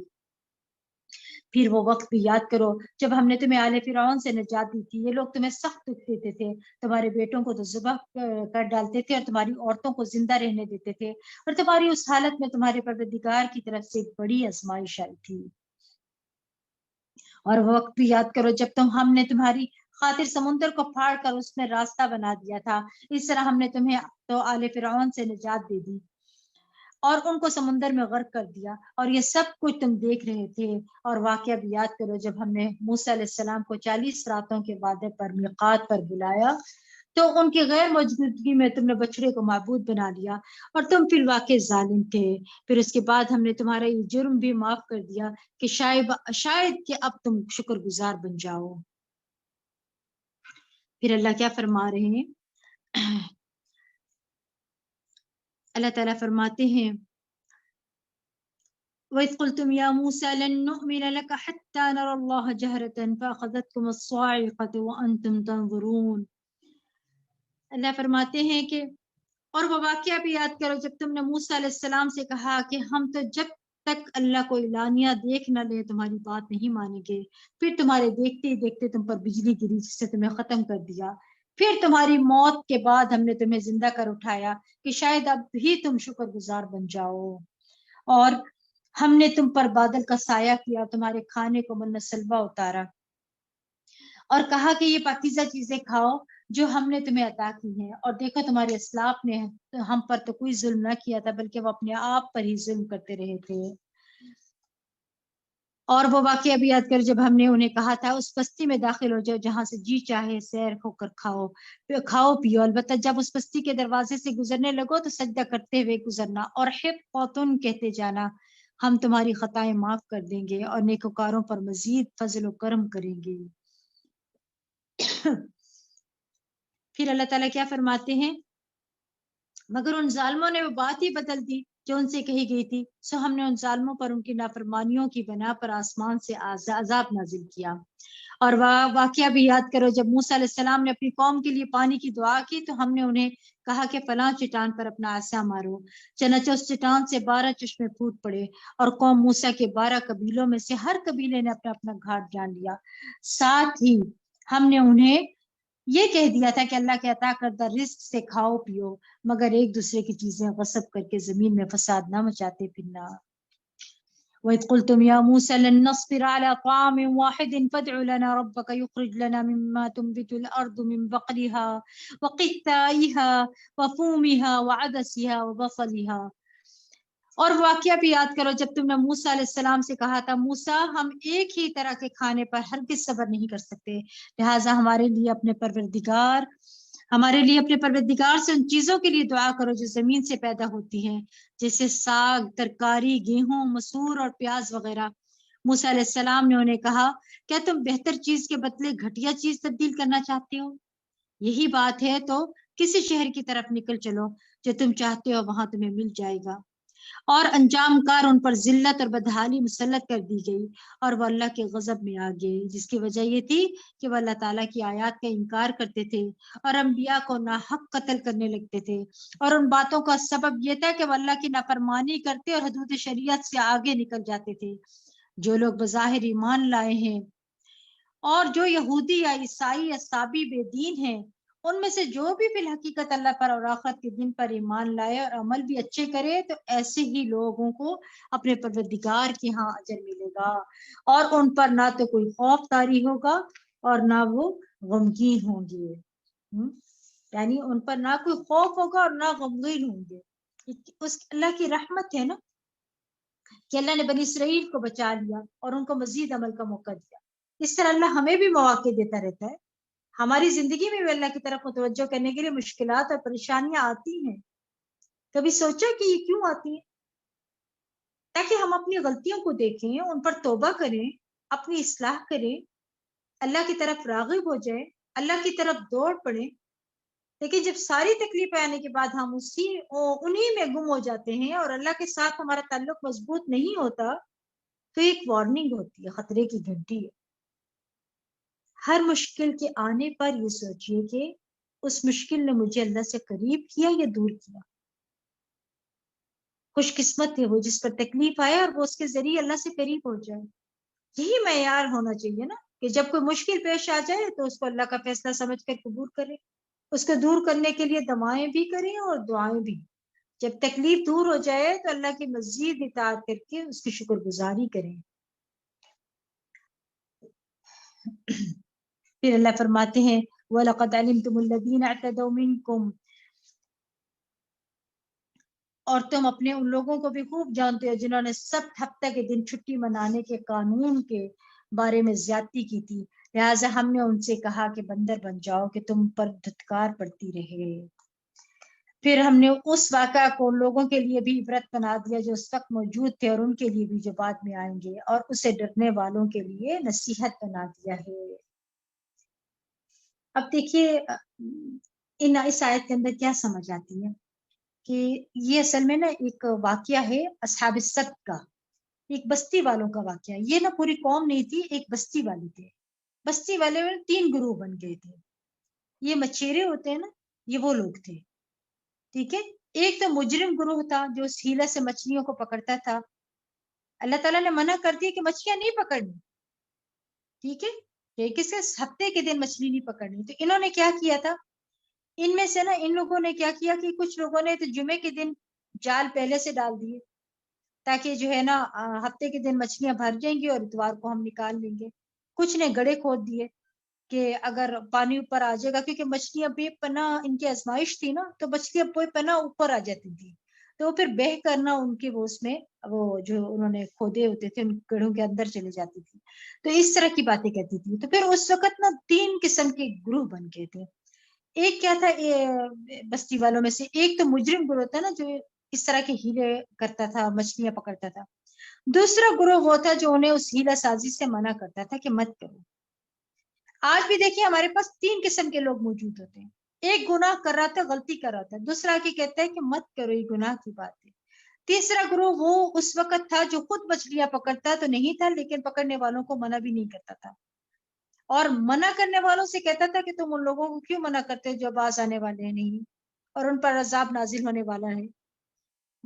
اور منع کرنے والے یہ جواب دیتے کہ ہم اس لیے منع کرتے ہیں کہ ہم اپنے رب کے حضور معذرت پیش کر سکیں، اور دوسرے یہ کہ شاید یہ لوگ باز آ جائیں۔ یہ ساری بات یہاں پہ ہو رہی ہے اصحاب السبت کی۔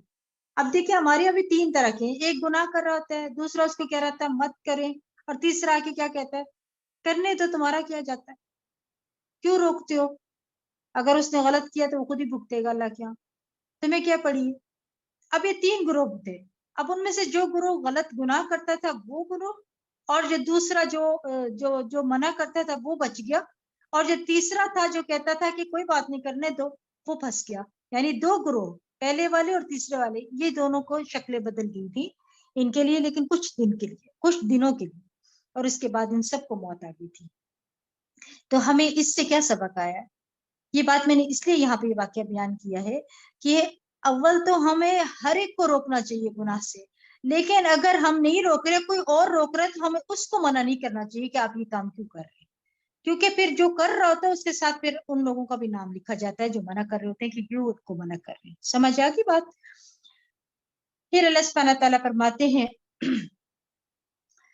پھر ہم نے اس واقعے کو ان لوگوں کے لیے بھی عبرت بنا دی جس تک موجود تھے، اور ان کے لیے بھی جو بعد میں آئیں گے، اسے ڈرنے والوں کے لیے نصیحت بنا دیا۔ اور جب موسیٰ علیہ السلام نے اپنی قوم سے کہا کہ اللہ تمہیں ایک گائے ذبح کرنے کا حکم دیتا ہے، تو وہ موسیٰ سے کہنے لگے کیا تو ہم سے دل لگی کرتا ہے؟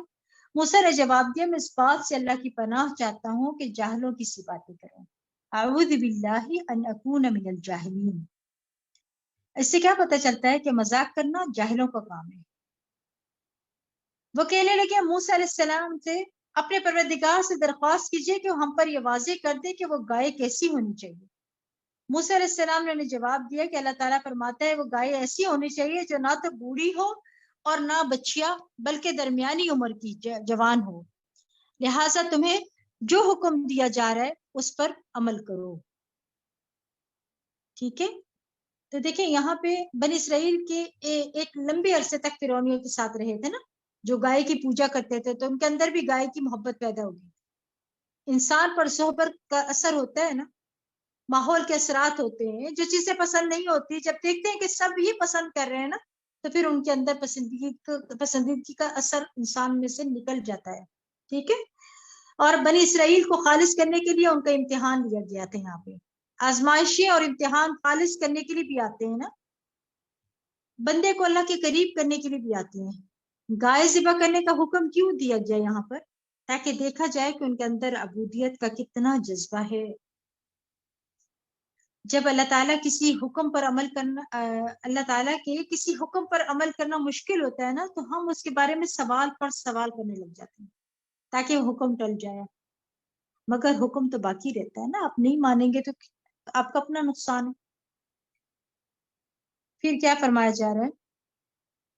وہ پھر کہنے لگے موسیٰ اپنے پروردگار سے درخواست کیجئے کہ ہمارے لیے اس کے رنگ کی بھی وضاحت کر دی. موسیٰ علیہ السلام نے کہا کہ اللہ تعالیٰ فرماتے ہیں کہ ایسے شوخ زرد رنگ کی ہو جو دیکھنے والوں کا دل خوش کر دی. یعنی آج ہماری امت کا بھی یہی حال ہے نا، کہ ہم خود بھی اپنے لیے اتنی دعا کرتے ہیں جتنی کثرت سے دوسروں کو دعا کرنے کا کہتے ہیں. ہر تھوڑی دیر بعد کہہ رہے ہیں دعا کر دیں دعا کر دیں. دراصل جتنی بار دوسروں کو کہہ رہے ہوتے ہیں نا، اتنی بار اگر خود ہی دعا کر لیں، بندوں سے کہہ رہے ہوتے ہیں تو اللہ ہی سے مسئلہ بیان کر لیں تو حل ہو جائے گا. بات سنتے ہی مان لیا جائے کہ یہ حکم دیا جا رہا ہے. فرشتوں کی صفت بھی یہی ہے نا. اب دیکھیں صحابہ کرام بھی آپ کی بات سن کر فوراً اطاعت کی طرف لپکتے تھے، تو ہمیں بھی کیا کرنا ہے؟ فوراً لپکنا ہے. اللہ کا حکم آ گیا فوراً اس کی طرف جائیں، سوال نہیں کرنے کثرت سے. وہ کہنے لگے موسیٰ ہمارے لیے اس گائے کی مزید وضاحت کی درخواست کیجیے، کیونکہ ایسی گائے تو بہت ہیں اور مطلوبہ گائے ہم پر مشتبہ ہو گئی ہے، اور اگر اللہ نے چاہا تو ہم ضرور اس کا پتہ لگا لیں گے. موسیٰ علیہ السلام نے کہا کہ وہ گائے ایسی ہونی چاہیے جس سے خدمت نہ لی جاتی ہو، جو نہ تو زمین جوتتی ہو اور نہ کھیتی کو پانی پلاتی ہو، صحیح سالم اور اس میں کوئی داغ نہ ہو. وہ کہنے لگے موسیٰ اب تم نے ٹھیک ٹھیک یہ بتلا دیا. اتنی لیت لال کے بعد انہوں نے گائے ذبح کی، جبکہ معلوم ایسا ہو رہا تھا کہ وہ یہ کام نہیں کریں گے.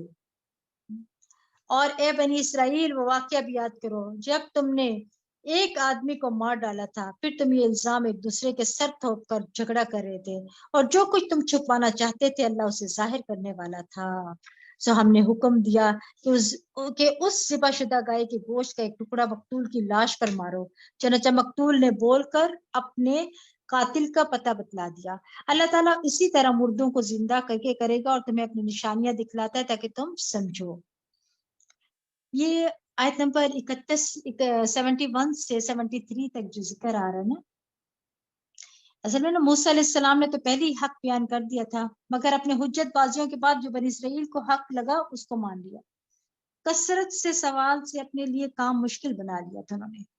جب انہوں نے اپنے پر سختی کی تو اللہ نے بھی سختی کر دی، مزید شرائط بتا دی.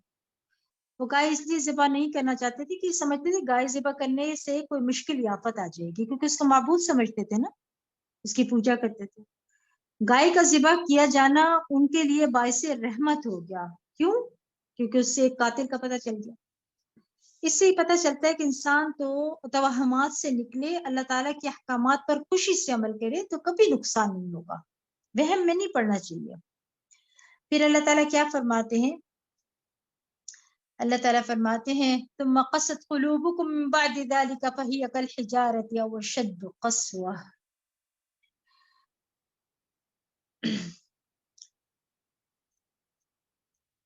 اللہ سبحانہ تعالیٰ یہاں فرماتے ہیں ایسی واضح نشانیاں دیکھنے کے بعد پھر تمہارے دل سخت ہو گئے، اتنے سخت جیسے پتھر ہوں یا ان سے بھی سخت، کیونکہ پتھروں میں سے تو کچھ ایسے بھی ہوتے ہیں کہ ان سے نہریں پھوٹ نکلتی ہیں، اور کچھ ایسے ہیں جو پھٹ جاتے ہیں تو ان سے پانی نکلنے لگتا ہے، اور کچھ ایسے ہیں جو اللہ کے ڈر سے لرز کر گر پڑتے ہیں، اور جو کچھ کرتوت تم کر رہے ہو اللہ ان سے بے خبر نہیں ہے.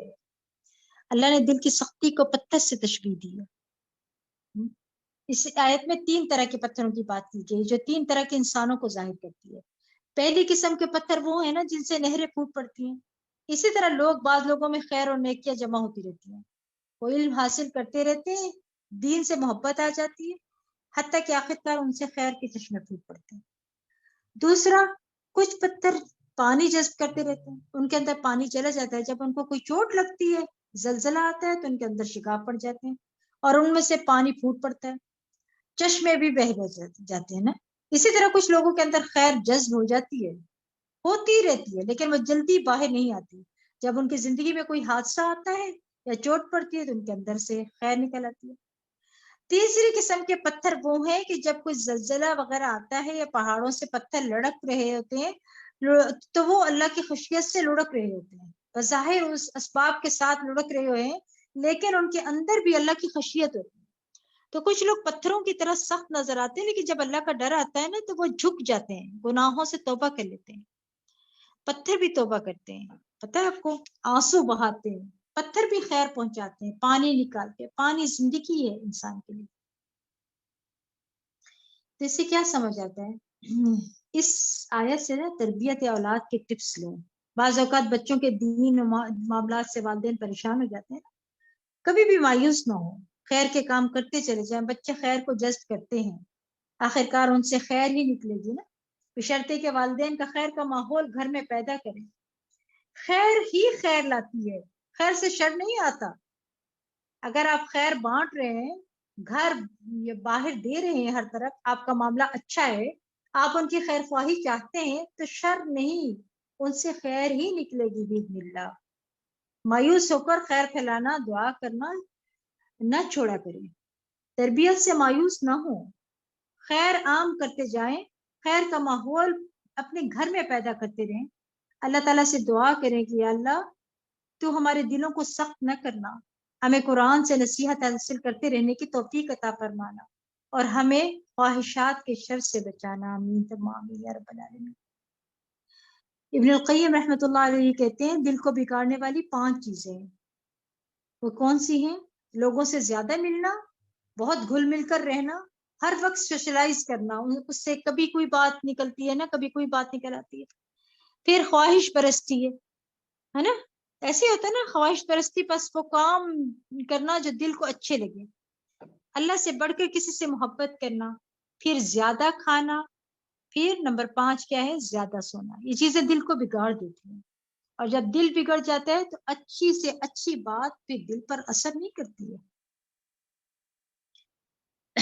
پھر اللہ سبحانہ تعالیٰ فرماتے ہیں افتطمعون ان یؤمنوا لكم وقد كان فريق منهم يسمعون كلام الله ثم يحرفونه من بعد ما عقلوه وهم يعلمون۔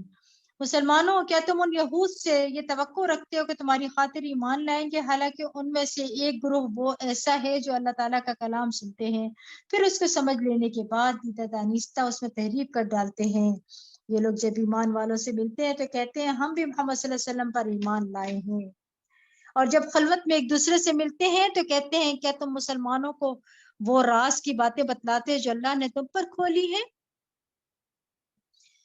کہ وہ اپنے پروردگار کی ہاں ان باتوں کی تمہارے خلاف بطور حجت پیش کر دیں، تمہیں کچھ بھی عقل نہیں رہی۔ کیا وہ یہود یہ نہیں جانتے کہ اللہ تعالیٰ ہر اس چیز کو جانتا ہے جسے وہ چھپاتے ہیں اور جسے وہ ظاہر کرتے ہیں؟ اور ان یہود میں ایک گروہ ان پڑھ لوگوں کا ہے جو کتاب تورات کا علم ہی رکھتے ہیں، ان کے پاس جھوٹی آرزوؤں کے سوا کچھ نہیں ہے، اور جو بات بھی کرتے ہیں ظن و تخمین سے کرتے ہیں۔ ایسے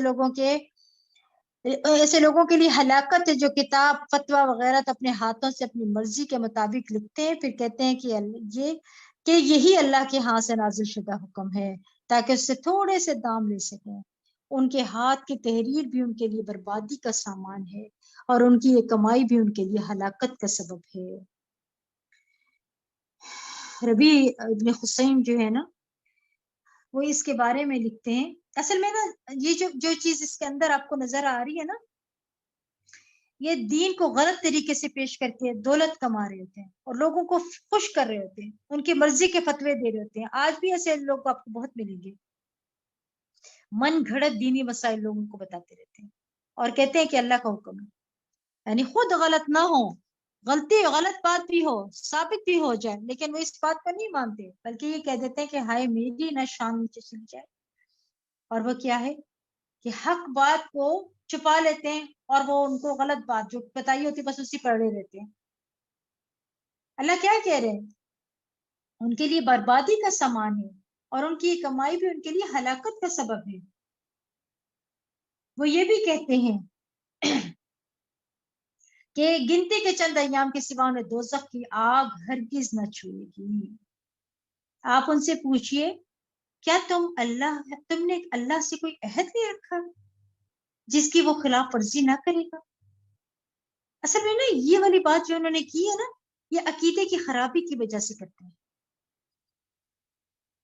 پھر کیا کہتے ہیں آپ صلی اللہ علیہ وسلم ان سے پوچھئے کیا تم نے اللہ سے کوئی ایسا عہد لے رکھا جس کی وہ خلاف ورزی نہ کرے گا، یا تم اللہ پر ایسی باتیں جڑ دیتے ہو جن کا تمہیں علم ہی نہیں ہے؟ اصل میں نے یہ کہ یہودیوں کا عقیدہ یہ تھا کہ چونکہ انبیاء کی اولاد اور اللہ کے محبوب ہیں، لہٰذا ما سوائے چند دن کے انہیں دوزخ کی آگ نہیں چھوئے گی. یہ ان کے باطل عقیدہ تھا. اور ہمارے ہاں بھی یہ کہتے ہیں کہ ہم امت رسول ہیں صلی اللہ علیہ وسلم، تو ہمیں جو ہے وہ آگ نہیں چھوئے گی. ایسی بات نہیں ہے. پھر فرمایا جا رہا ہے بات یہ ہے کہ جس نے بھی برے کام کیے پھر اس کے گناہوں نے اس کا گھیرا کر لیا تو ایسے ہی لوگ اہل دوزخ ہیں جس میں وہ ہمیشہ رہیں گے. اور جو لوگ ایمان لائے اور اچھے کام کیے تو یہی لوگ جنت کے مستحق ہیں جس میں وہ ہمیشہ رہیں گے. سبحان اللہ. اور وہ وقت یاد کرو جب ہم نے بنی اسرائیل سے پختہ عہد لیا تھا کہ تم لوگ اللہ تعالیٰ کے علاوہ کسی کی عبادت نہ کرو گے، اور لا تعبدون الا اللہ وبالوالدین احسانا وذی القربى والیتامى والمساکین وقولوا للناس حسنا واقیموا الصلاة وآتوا الزکاة ثم تولیتم الا قلیلا منکم وانتم معرضون. اور یاد کرو جب ہم نے بنی اسرائیل سے پختہ عہد لیا تھا کہ تم اللہ تعالیٰ کے علاوہ کسی کی عبادت نہ کرو گے، اور والدین سے، رشتہ داروں، یتیموں اور مسکینوں سے اچھا برتاؤ کرو گے، لوگوں سے بھلی باتیں کہو گے، نماز کو قائم کرو گے اور زکوٰۃ دیتے رہو گے. پھر تم میں سے ما سوائے چند آدمیوں کے سب اس عہد سے پھر گئے اور اب تو تم اس عہد سے اعراض کر رہی ہو. بنی اسرائیل سے عہد لیا گیا اور ہمیں کیوں بتایا گیا یہ ساری باتیں؟ تاکہ ہم جانیں کہ یہ سب کرنے کے کام ہیں. ٹھیک ہے، یعنی صرف ایک اللہ کی عبادت جو ہے نا وہی نہیں، اللہ کی بندگی کے بعد والدین کے ساتھ حسن سلوک کا حکم بھی دیا ہے. صرف یہ نہیں کہ ہم نمازیں پڑھتے رہے، اللہ کی عبادت کرتے رہے، زکوٰۃ دیتے رہے، حج کرتے رہے اور پھر باقی کام چھوڑ دیں. نہیں، کیا کرنا اللہ کی بندگی کے بعد؟ والدین کے ساتھ حسن سلوک کا حکم دیا اللہ تعالیٰ نے. اللہ کے بعد سب سے بڑا درجہ والدین کا، ان کے ساتھ حسن سلوک کرو. اور اللہ نے دیکھے اپنے نام کے ساتھ اپنے نام کے بعد پھر والدین کا ذکر کیا ہے. یہ کہا احسان کا معاملہ کرو ان کے ساتھ. احسان برابر کے بدلے کو نہیں کہتے، یعنی کہ اگر والدین ڈانٹ کر بات کریں تو تم بھی ڈانٹ کر کرو، اگر اب اچھی بات کریں تو تم بھی اچھی طرح کرو. آج ہماری نسلوں کو آپ دیکھیں یہی معاملہ ہے نا، ماں باپ ڈانٹ کر بولے تو آگے سے ڈانٹ کر بول رہے ہیں. اللہ سب کو ہدایت عطا کرے. یہ معاملہ نہیں ہے، بلکہ وہ جو بھی کرے تم ان کے ساتھ اچھا سلوک ہی کرو گے. والدین کے علاوہ باقی رشتہ داروں کے ساتھ اچھا سلوک کرو، یتیموں مسکینوں کے ساتھ بھی بھلا سلوک کرو، کیونکہ وہ سوسائٹی کا طبقہ ہے نا، وہ بھی جن کو عموماً اہم نہیں سمجھتے ہم، ان کے ساتھ حسن سلوک نہیں کیا جاتا. سب سے بڑا حسن سلوک لوگوں سے اچھی بات کرنا ہے. ٹھیک ہے، اچھا دیکھیں سب سے بڑا حسن سلوک کیا ہے؟ لوگوں سے اچھی بات کرنا. اب دیکھیں اگر غور کریں اس کے اندر تو جس پر کچھ خرچ ہی نہیں کرنا پڑتا آپ کو، اچھی بات کر دی، خوش اخلاقی، اچھی گفتگو، یعنی قولی اور فعلی دونوں احسان کریں. نرم گفتگو اور اچھا اخلاق بھی صدقہ ہے. رسول اللہ صلی اللہ علیہ وسلم نے فرمایا سلام کو عام کرنا، اچھا کلام کرنا ایسے اعمال ہیں جو بخشش کو واجب کر دیتے ہیں. اچھا اخلاق یہ ہے کہ کسی کی بات سن لینا، اچھے طریقے سے جواب دے دینا، بغیر طنز کے، بغیر تانے، بغیر قصور جتلائے، بغیر چخے چلائے، بات بھی سچی ہو اور عمدہ بھی بات ہو. پھر کیا کہہ رہے؟ نماز اور زکوٰۃ بھی ادا کرو. عموماً جب عبادت پر زور دیتے ہیں نا تو اچھا اخلاق بھول جاتے ہیں ہم، صرف نماز یاد رہتی ہے. جب نمازی بن جاتے ہیں، صدقہ خیرات کرتے ہیں تو لوگوں کے ساتھ اچھی طرح بات نہیں کرتے. تو مکمل دین اپنانے کی بات ہو رہی ہے یہاں پہ. آج اس حکم کو کیا ہم نہیں جانتے؟ یہ ایک یاد دہانی ہے. یہ قرآن جو ہے نا بار بار دہرانے کی چیز ہے. حضرت جبرائیل علیہ السلام بھی ہر سال قرآن دہرواتے تھے اللہ کے نبی صلی اللہ علیہ وسلم کو. ایمان بھی پختہ ہوتا ہے نا قرآن کو دہرانے سے، اور عمل کی طاقت بھی ملتی ہے. اللہ کرے ہم بھی یہاں سے لے کر اٹھے عمل کی طاقت. پھر آپ دیکھیے اللہ فرماتے ہیں اور وہ وقت بھی یاد کرو جب ہم نے تم سے پختہ عہد لیا تھا کہ تم آپس میں خون ریزی نہ کرو گے اور نہ اپنے بھائی بندوں کو ان کے گھروں سے جلا وطن کرو گے. پھر تم نے ان باتوں کا اقرار کیا تھا اور اس چیز کی تم خود گواہی بھی دیتے ہو. پھر تم ہی وہ لوگ ہو جو اپنوں کو قتل کرتے اور اپنے ہی لوگوں میں سے کچھ لوگوں کو ان کے گھروں سے جلا وطن کر دیتے ہو.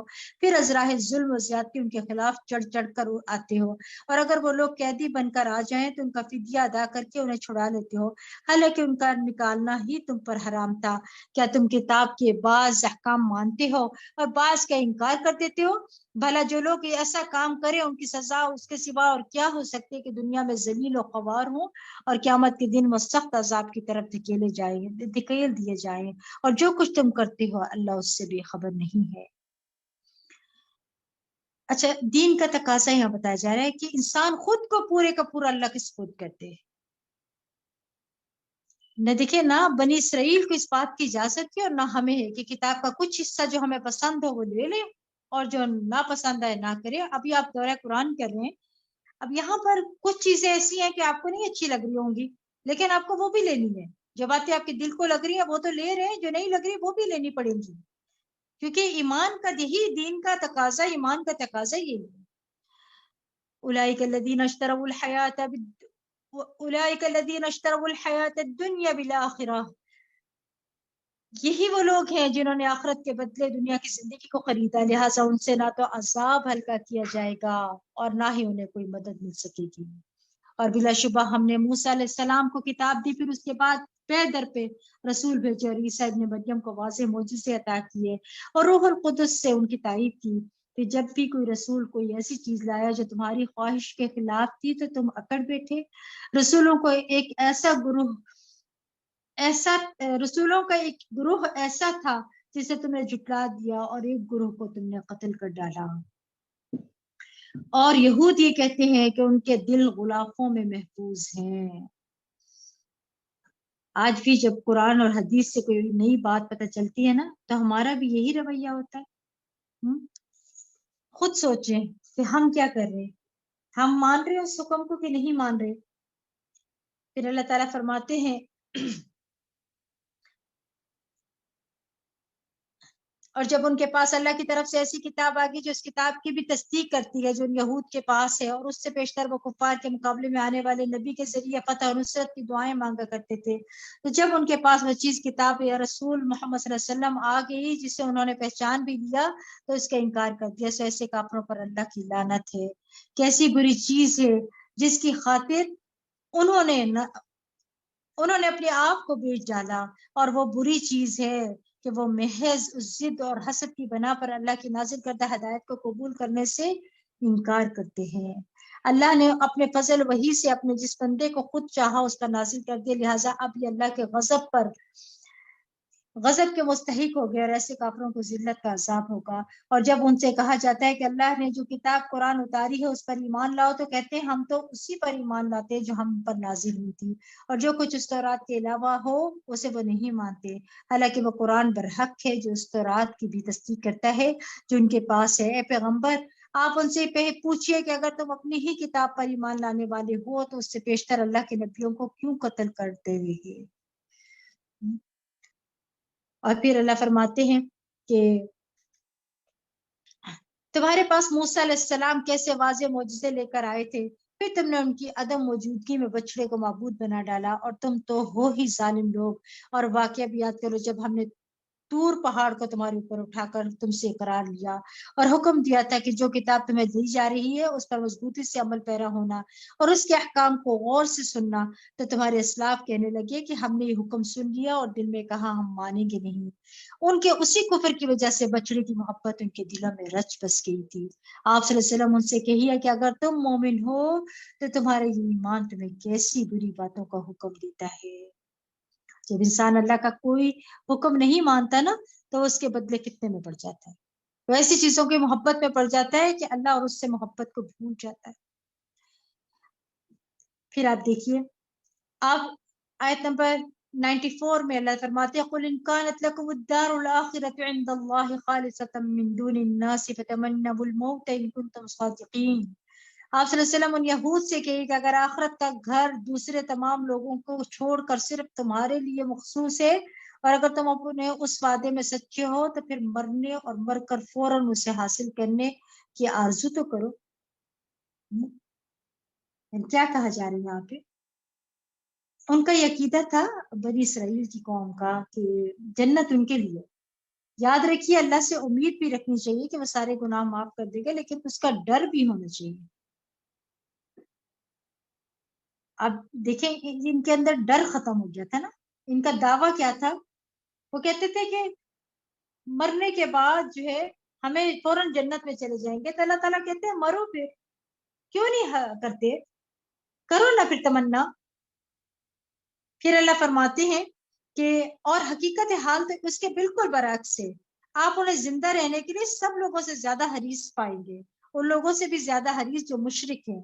ان میں سے تو ہر شخص یہ چاہتا ہے کہ اسے 1000 سال عمر ملے، اور اگر اسے اتنی عمر مل بھی جائے تو وہ اسے عذاب سے بچا تو نہ سکے گی، اور اللہ خوب دیکھنے والا ہے جو کام وہ کر رہے ہیں۔ قل من كان عدوا لجبريل فإنه نزله على قلبك بإذن الله مصدقا لما بين يديه وهدى وبشرى للمؤمنين۔ آپ صلی اللہ علیہ وسلم ان یہود سے کہہ دیجئے کہ جو شخص جبریل کا دشمن ہے اسے معلوم ہونا چاہیے کہ جبرائیل ہے نے تو اس قرآن کو اللہ کے حکم سے آپ صلی اللہ علیہ وسلم کے دل پر اتارا ہے، جو اپنے سے پہلی کتابوں کی تصدیق کرتا ہے اور اس میں مومنوں کے لیے ہدایت اور کامیابی کی خوشخبری ہے۔ جو شخص اللہ کا، اس کے فرشتوں کا، اس کے رسولوں کا، جبریل اور میکائیل کا دشمن ہو تو بلا شبہ اللہ تعالیٰ خود ایسے کافروں کا دشمن ہے۔ ہم نے آپ کی طرف نہایت واضح آیات نازل کی ہیں جن کا بدکرداروں کے سوا کوئی بھی انکار نہیں کرتا۔ کیا ہمیشہ ایسا ہی نہیں ہوا کہ جب بھی ان یہود نے کوئی عہد کیا تو انہی کے گروہ نے اسے پشت ڈال دیا، بلکہ حقیقت یہ ہے کہ ان میں سے اکثر اس پر ایمان ہی نہیں لاتے، اور جب بھی ان کے پاس اللہ کی طرف سے کوئی ایسا رسول آیا جو ان کے پاس موجود کتاب کی تصدیق بھی کرتا تھا تو انہیں اہل کتاب کے گروہ نے اللہ کی کتاب کو یوں اپنے پس پشت ڈال دیا جیسے وہ اسے جانتے ہی نہیں۔ یعنی پس پشت کا کیا مطلب ہے؟ پیٹھ پیچھے پھینکنے سے کیا مراد ہے یہاں پہ؟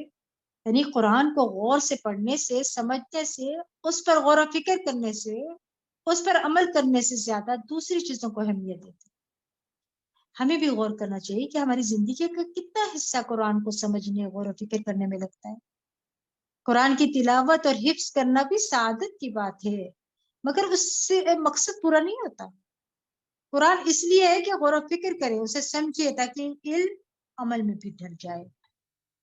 اور یہ یہود تورات کے بجائے ان جنتر و منتروں کے پیچھے لگ گئے جو حضرت سلیمان کے دور میں حکومت میں شیاطین پڑھا کرتے تھے۔ حضرت سلیمان نے ایسا کفر کبھی نہیں کیا، بلکہ کفر تو وہ شیطان لوگ کرتے ہیں جو لوگوں کو جادو سکھلاتے ہیں۔ نیز یہود اس چیز کے بھی پیچھے لگ گئے جو بابل میں ہاروت اور ماروت 2 فرشتوں پر اتاری گئی تھی۔ یہ فرشتے کسی کو کچھ نہ سکھلاتے تھے جب تک یہ نہ کہہ لیتے کہ ہم تمہارے لیے آزمائش ہیں، سو تو کافر نہ بنے۔ پھر بھی یہ لوگ ان سے ایسی باتیں سیکھتے جن سے وہ مرد اور اس کی بیوی کے درمیان جدائی ڈال سکتے تھے۔ جادو کیا سیکھتے تھے؟ کہ میاں بیوی کے درمیان میں جدائی ڈل جائے۔ اور آج بھی دیکھیں اس طرح کے کتنے گھرانے ہیں جو اس تکلیف میں ہیں۔ پھر آپ دیکھیے پھر بھی یہ لوگ ان سے ایسی باتیں سیکھتے ہیں جو مرد اور اس کی بیوی کے درمیان جدائی ڈال سکے، حالانکہ وہ اللہ کے حکم کے بغیر کسی کو بھی نقصان نہ پہنچا سکتے تھے، اور باتیں بھی ایسی سیکھتے جو انہیں دکھ ہی دے، فائدہ نہ دے، اور وہ یہ بات بھی خوب جانتے تھے کہ جو ایسی باتوں کا خریدار بنا اس کا آخرت میں کوئی حصہ نہیں۔ کتنی بری چیز تھی جسے انہوں نے اپنی جانوں کے عوض خریدا، کاش اس بات کو جانتے ہوتے۔ اب دیکھیے یہاں پر کیا کہا جا رہا ہے، اس آیت کے اندر کتنا مطلب خوف آتا ہے یہ پڑھ کر کہ کس قسم کے جو وہ تھا علم حاصل کر کے فرشتوں سے اور جا کے کیا کر رہے تھے. جادو کرنا جو ہے نا بنی اسرائیل میں تھا. یہی چیز آج امت مسلمہ میں پائی جاتی ہے. کسی کو نعمت دے کر خوش نہ ہونا حسد ہے، اور یہ ایمان کی منافی بات ہے. اللہم لا تجعلنا منہم.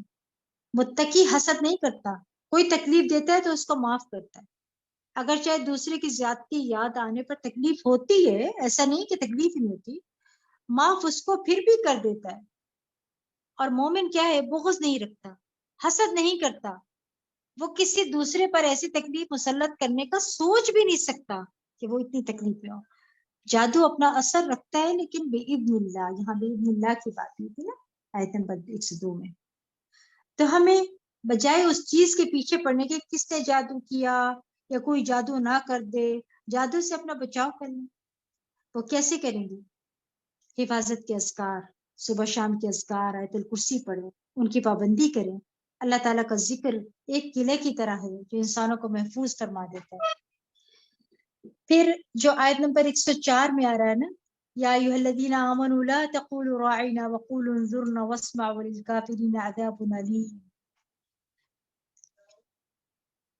اے ایمان والو، راعینا نہ کہا کرو بلکہ اس کے بجائے انظرنا کہہ دیا کرو، اور بات تو پہلے ہی توجہ سے سنا کرو، اور کافروں کے لیے دکھ دینے والا عذاب ہے. یہاں پہ نا صحابہ کرام کو مجلس کے آداب بتائے جا رہے ہیں. یہود رائنا کا غلط استعمال اپنے حسد کی بنا پر کرتے تھے، تو ان سے لڑنے جھگڑنے کی بجائے صحابہ کو دوسرے الفاظ میں ادا کرنے کا کہہ دیا گیا. بہت بار لوگ آپ کو کسی چیز پر حقیر سمجھتے ہیں نا، برا بھلا کہتے ہیں، ایسا ہوتا ہے نا، تنگ کرتے ہیں، تو ایسے میں وہ راستہ بدل لینا چاہیے. ان لوگوں کے ساتھ رابطہ کم کر لینا چاہیے بجائے اس کے کہ روزانہ کسی نہ کسی بات پہ جھگڑا ہو. پھر دیکھیے یہاں فرمایا جا رہا ہے جو لوگ کافر ہیں خواہ اہل کتاب سے ہوں یا مشرکین سے، ان میں سے کوئی بھی یہ نہیں چاہتا کہ تم پر تمہارے پروردگار کی طرف سے کوئی بھلائی نازل ہو، اور اللہ تو جسے چاہتا ہے اپنی رحمت خاص کر لیتا ہے اور بڑا ہی فضل کرنے والا ہے. آپ دیکھیے اس آیت سے کیا سمجھ آیا؟ یہ یہودی اور عیسائی جو ہے نا آپ صلی اللہ علیہ وسلم کے دور میں بھی مسلمانوں کے دشمن تھے جیسے آج ہیں.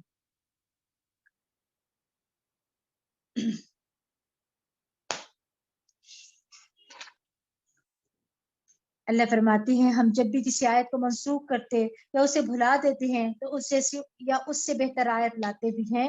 کیا آپ جانتے نہیں کہ اللہ ہر چیز پر قادر ہے؟ کیا آپ یہ نہیں جانتے کہ آسمان اور زمین کے فرمانروائی اللہ ہی کے لیے ہے؟ نیز یہ کہ اللہ کے سوا تمہارا کوئی خیر گری کرنے والا نہیں ہے اور نہ مددگار کرنے والا ہے. یا تم لوگ یہ چاہتے ہو کہ اپنے رسول سے ایسے ہی سوال اور مطالبے کرتے جاؤ جیسے اس سے بیشتر موسیٰ علیہ السلام سے کیے جا چکے ہیں؟ اور جس شخص نے ایمان کی روش کو کفر کی روش سے بدل دیا اسے سیدھی راہ کو گم کر دیا. اہل کتاب میں سے اکثر لوگ یہ چاہتے ہیں کہ تمہاری ایمان لانے کے بعد پھر سے تمہیں کافر بنا دیں، جس کی وجہ کیا ہے؟ ان کا وہ حسد ہے جو ان کے سینوں میں ہے، جبکہ ان سے قبل ان پر حق بات واضح ہو چکی ہے. اے مسلمانوں انہیں معاف کرو اور ان سے گزر کرو تاکہ اللہ تعالیٰ خود ہی اپنا حکم بھیج دے. بے شک اللہ تعالیٰ ہر چیز پر قادر ہے. آپ دیکھیے کہ یہ پہلی امتوں کو اللہ آپ صلی اللہ علیہ وسلم کو بتایا جا رہا ہے، پہلی امتوں کی بیماری ہے حسد جو ہے. آپ صلی اللہ علیہ وسلم نے فرمایا لوگ اس وقت تک خیر پر رہیں گے جب تک حسد نہیں کریں گے، اور جب حسد کریں گے تو یقیناً پھر خیر کے دائرے سے باہر ہو جائیں گے نا. اس لیے حسد نہیں کرنا کسی سے بھی. نعمت ملی ہے اس کا اللہ کا شکر ادا کریں کہ اللہ تعالیٰ نے وہ نعمت عطا کی. آپ دیکھیں کہ اس کے اندر آ رہے نا آیت نمبر 109 میں اللہ فرماتے ہیں کہ اللہ تعالیٰ خود ہی اپنا حکم بھیجے، بے شک اللہ تعالیٰ ہر چیز پر قادر ہے. اور نماز قائم کرو اور زکوٰۃ ادا کرو، اور اپنے لیے جو بھی نیکی کے کام تم آگے بھیجو گے انہیں اللہ کے ہاں پالوگے، اور جو کام تم کرتے ہو بلا شبہ اللہ وہ سب کچھ دیکھ رہا ہے۔ اہل کتاب کہتے ہیں کہ جنت میں صرف وہی شخص داخل ہوگا جو یہودی ہو یا عیسائی ہو، یہ ان کی جھوٹی تمنا ہے۔ آپ ان سے کہیے کہ اگر اس دعویٰ میں سچے ہو تو اس کے لیے کوئی دلیل پیش کرو۔ اب دیکھیں کیا دلیل ہے ان کے پاس؟ کوئی دلیل نہیں ہے۔ اس دور کے دو فرقے تھے نا، اور ہر فرقے والا یہ کہتا ہے کہ ہم جنت میں جائیں گے اور دوسرا جہنم میں۔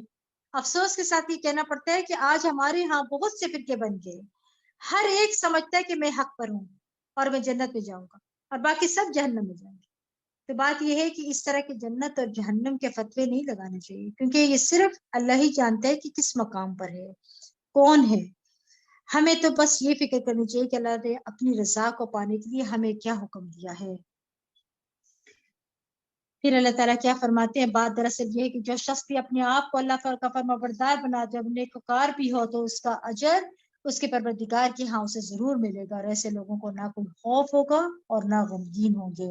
خوف اور غم دو بڑی مصیبتیں ہیں نا، ان کی نجات کے لیے اخلاص اور احسان کی روش ہونی چاہیے، اور یہی اعمال کی قبولیت کا باعث ہے۔ پھر اللہ تعالیٰ فرماتے ہیں وقالت اليهود ليست النصارى على شيء وقالت النصارى ليست اليهود على شيء وهم يتلون الكتاب۔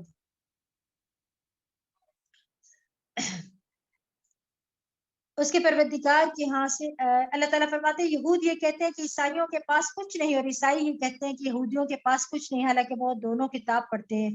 ایسی ہی باتیں وہ لوگ بھی دوسروں کو کہتے ہیں جو خود کچھ نہیں جانتے، سو اللہ ہی قیامت کے دن ان باتوں کا فیصلہ کرے گا جن میں یہ اختلاف رکھتے ہیں، یعنی اللہ ہی کے فیصلے کرے گا کہ حق پر کون ہے، ٹھیک ہے۔ اور اس شخص سے بڑھ کر کون ظالم ہو سکتا ہے جو اللہ کی مسجدوں میں اس کا نام ذکر کرنے سے روکے اور اس کی خرابی کے در پہ ہو۔ انہیں تو یہ چاہیے تھا کہ مسجدوں میں اللہ سے ڈرتے ڈرتے داخل ہوتے۔ ایسے ہی لوگوں کے لیے دنیا میں رسوائی اور آخرت میں بہت بڑا عذاب ہے۔ ہمیں بھی دنیا کی رسوائی اور آخرت کے عذاب سے بچنے کے لیے دعا کرنی چاہیے۔ وہ دعا ہے نا اللہم احسن عاقبتنا فی الامور کلھا واجرنا من خزی الدنیا وعذاب الآخرہ۔ اللہ تمام معاملات میں ہمارا انجام اچھا فرما اور ہمیں دنیا کی رسوائی اور آخرت کے عذاب سے محفوظ فرما، آمین آمین۔ پھر اللہ تعالیٰ فرماتے ہیں وَلِلَّهِ الْمَشْرِقُ وَالْمَغْرِبُ فَأَيْنَمَا تُوَلُّوا فَثَمَّ وَجْهُ اللَّهِ إِنَّ اللَّهَ وَاسِعٌ عَلِيمٌ۔ مشرق اور مغرب سب اللہ ہی کے ہیں، تم جدھر بھی رخ کرو گے ادھر ہی اللہ کا رخ ہے، بلا شبہ بہت وسعت والا اور سب کچھ جاننے والا ہے۔ اہل کتاب کہتے ہیں کہ اللہ نے کسی کو بیٹا بنا لیا ہے۔ اللہ تعالیٰ ایسی باتوں سے پاک ہے، بلکہ آسمانوں اور زمین میں جو کچھ بھی ہے ان سب کا مالک ہے، اور یہ سب چیزیں اس کے مطیع فرما ہے۔ وہ آسمانوں اور زمین کا موجود ہے، اور جب وہ کسی کام کا فیصلہ کرتا ہے تو بس اتنا کہہ دیتا ہے کہ ہو جاتا وہ ہو جاتی ہے۔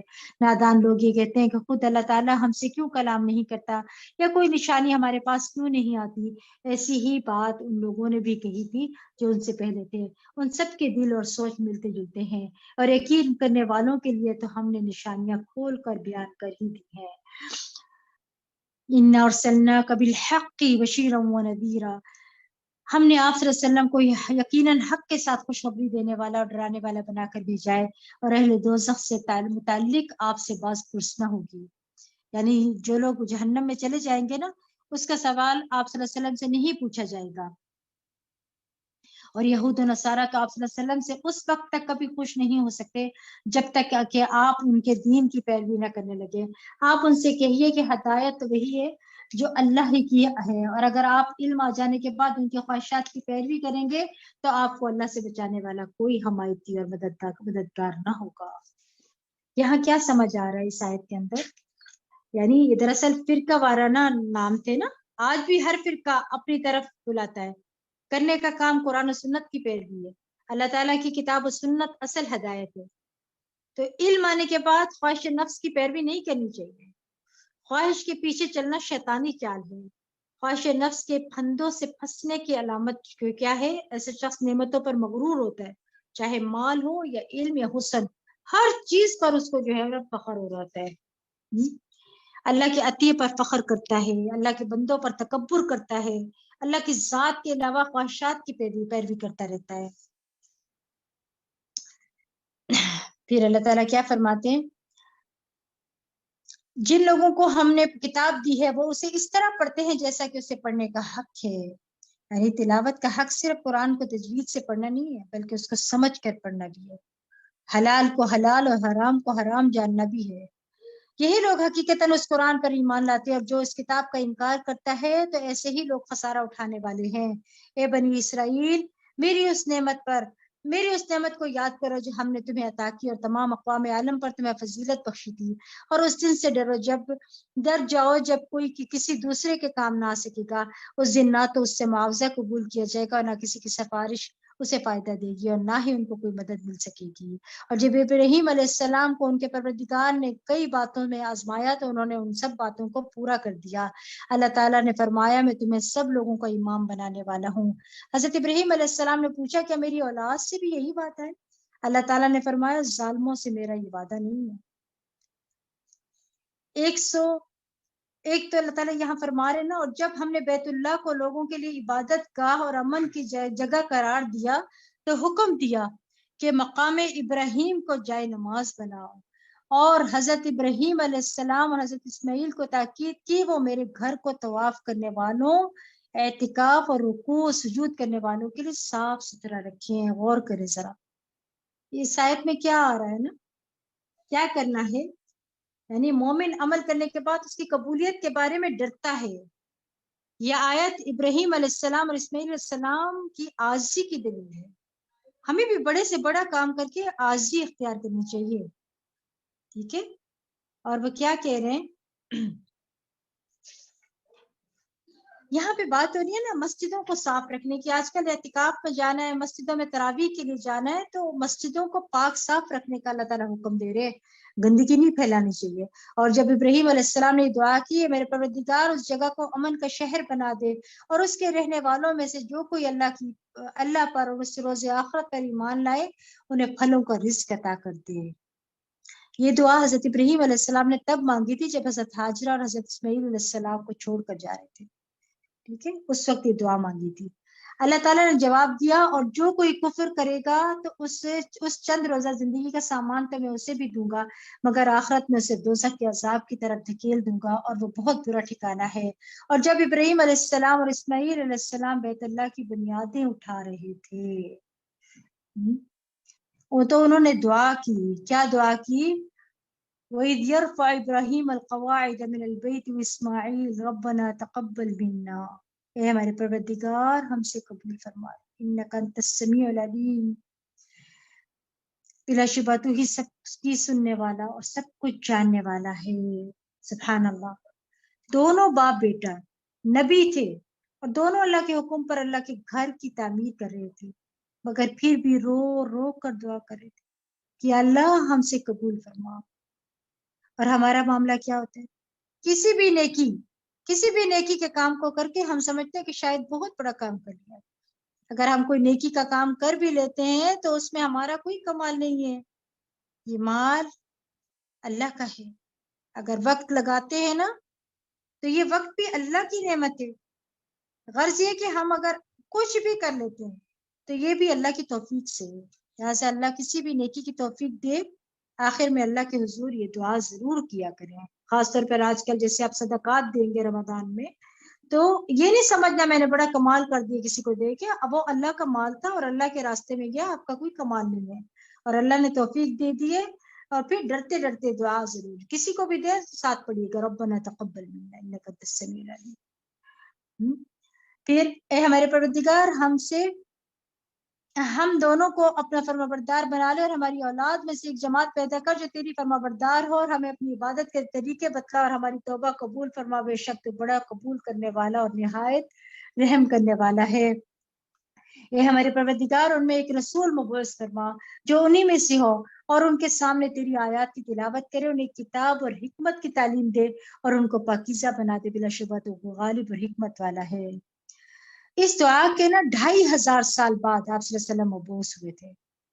اپنی نسل کے لیے کتنی خوبصورت دعا کی تھی انہوں نے، ان کے لیے رسول مانگا جو انہیں کتاب اور حکمت کا علم دے اور ان کی زندگیاں سنوار دے۔ تو ہم بھی دعا کرتے ہیں اللہ تو ہماری اولاد ہماری نسلوں کے دلوں میں اپنے رسول کی اور اپنے دین کی محبت ڈال دے، آمین تم آمین۔ اور ابراہیم علیہ السلام کے دین سے تو وہی نفرت کر سکتا ہے جس نے خود اپنے آپ کو احمق بنا لیا ہو۔ بے شک ہم نے ابراہیم کو دنیا میں اپنے کام کے لیے چن لیا، اور آخرت میں وہ صالح لوگوں میں سے ہوں گے۔ جب انہیں ان کے پروردگار نے فرمایا کہ فرمانبردار بن جاؤ تو انہوں نے فوراً کہا کہ میں جہانوں کے پروردگار کے فرمانبردار بن گیا ہوں۔ اور ابراہیم علیہ السلام نے بھی اپنے بیٹوں کو اسی بات کی وصیت کی تھی، اور یعقوب علیہ السلام نے بھی انہوں نے اپنے بیٹوں سے کہا اے میرے بیٹو، اللہ نے تمہارے لیے یہی دین پسند کیا ہے، لہٰذا تم مرتے دم تک جو ہے وہ کیا کرنا، مسلمان رہنا۔ ہمیں بھی اپنے بچوں سے ایسے عہد لینے چاہیے کہ مرتے دم تک اللہ کے فرمانبردار رہنا۔ میں رہوں نہ رہوں، حی علی الصلاح اور حی علی الفلاح کی آواز پر کیا کرنا ہے، لبیک کہنا ہے۔ سنتوں پر عمل کر کے رسول کی اطاعت کرنا، یہاں پہ یہ فرمایا جا رہا ہے۔ اور پھر اللہ فرماتے ہیں کیا تم اس وقت تک موجود تھے جب یعقوب پر موت کا وقت آیا؟ اس وقت انہوں نے اپنے بیٹوں سے پوچھا میرے بعد تم کس کی عبادت کرو گے؟ انہوں نے جواب دیا ہم اسی ایک الہ کی بندگی کریں گے جو آپ کا اور آپ کے ابا اجداد ابراہیم، اسماعیل اور اسحاق کا الہ ہے، اور ہم اسی کے فرمانبردار رہیں گے۔ یہ ایک جماعت تھی جو گزر چکی، جو کچھ اس جماعت نے اعمال کیے وہ ان کے لیے ہیں، اور جو کچھ تم کماؤ گے تمہارے لیے ہیں، اور تم سے یہ نہ پوچھا جائے گا کہ وہ کیا کرتے تھے۔ یعنی پچھلے نیک لوگ تو گزر گئے، ان کی نسل ہے سے ہونا کسی کام نہ آئے گا جب تک کہ وہ کام نہ کرے جو انہوں نے کیے تھے۔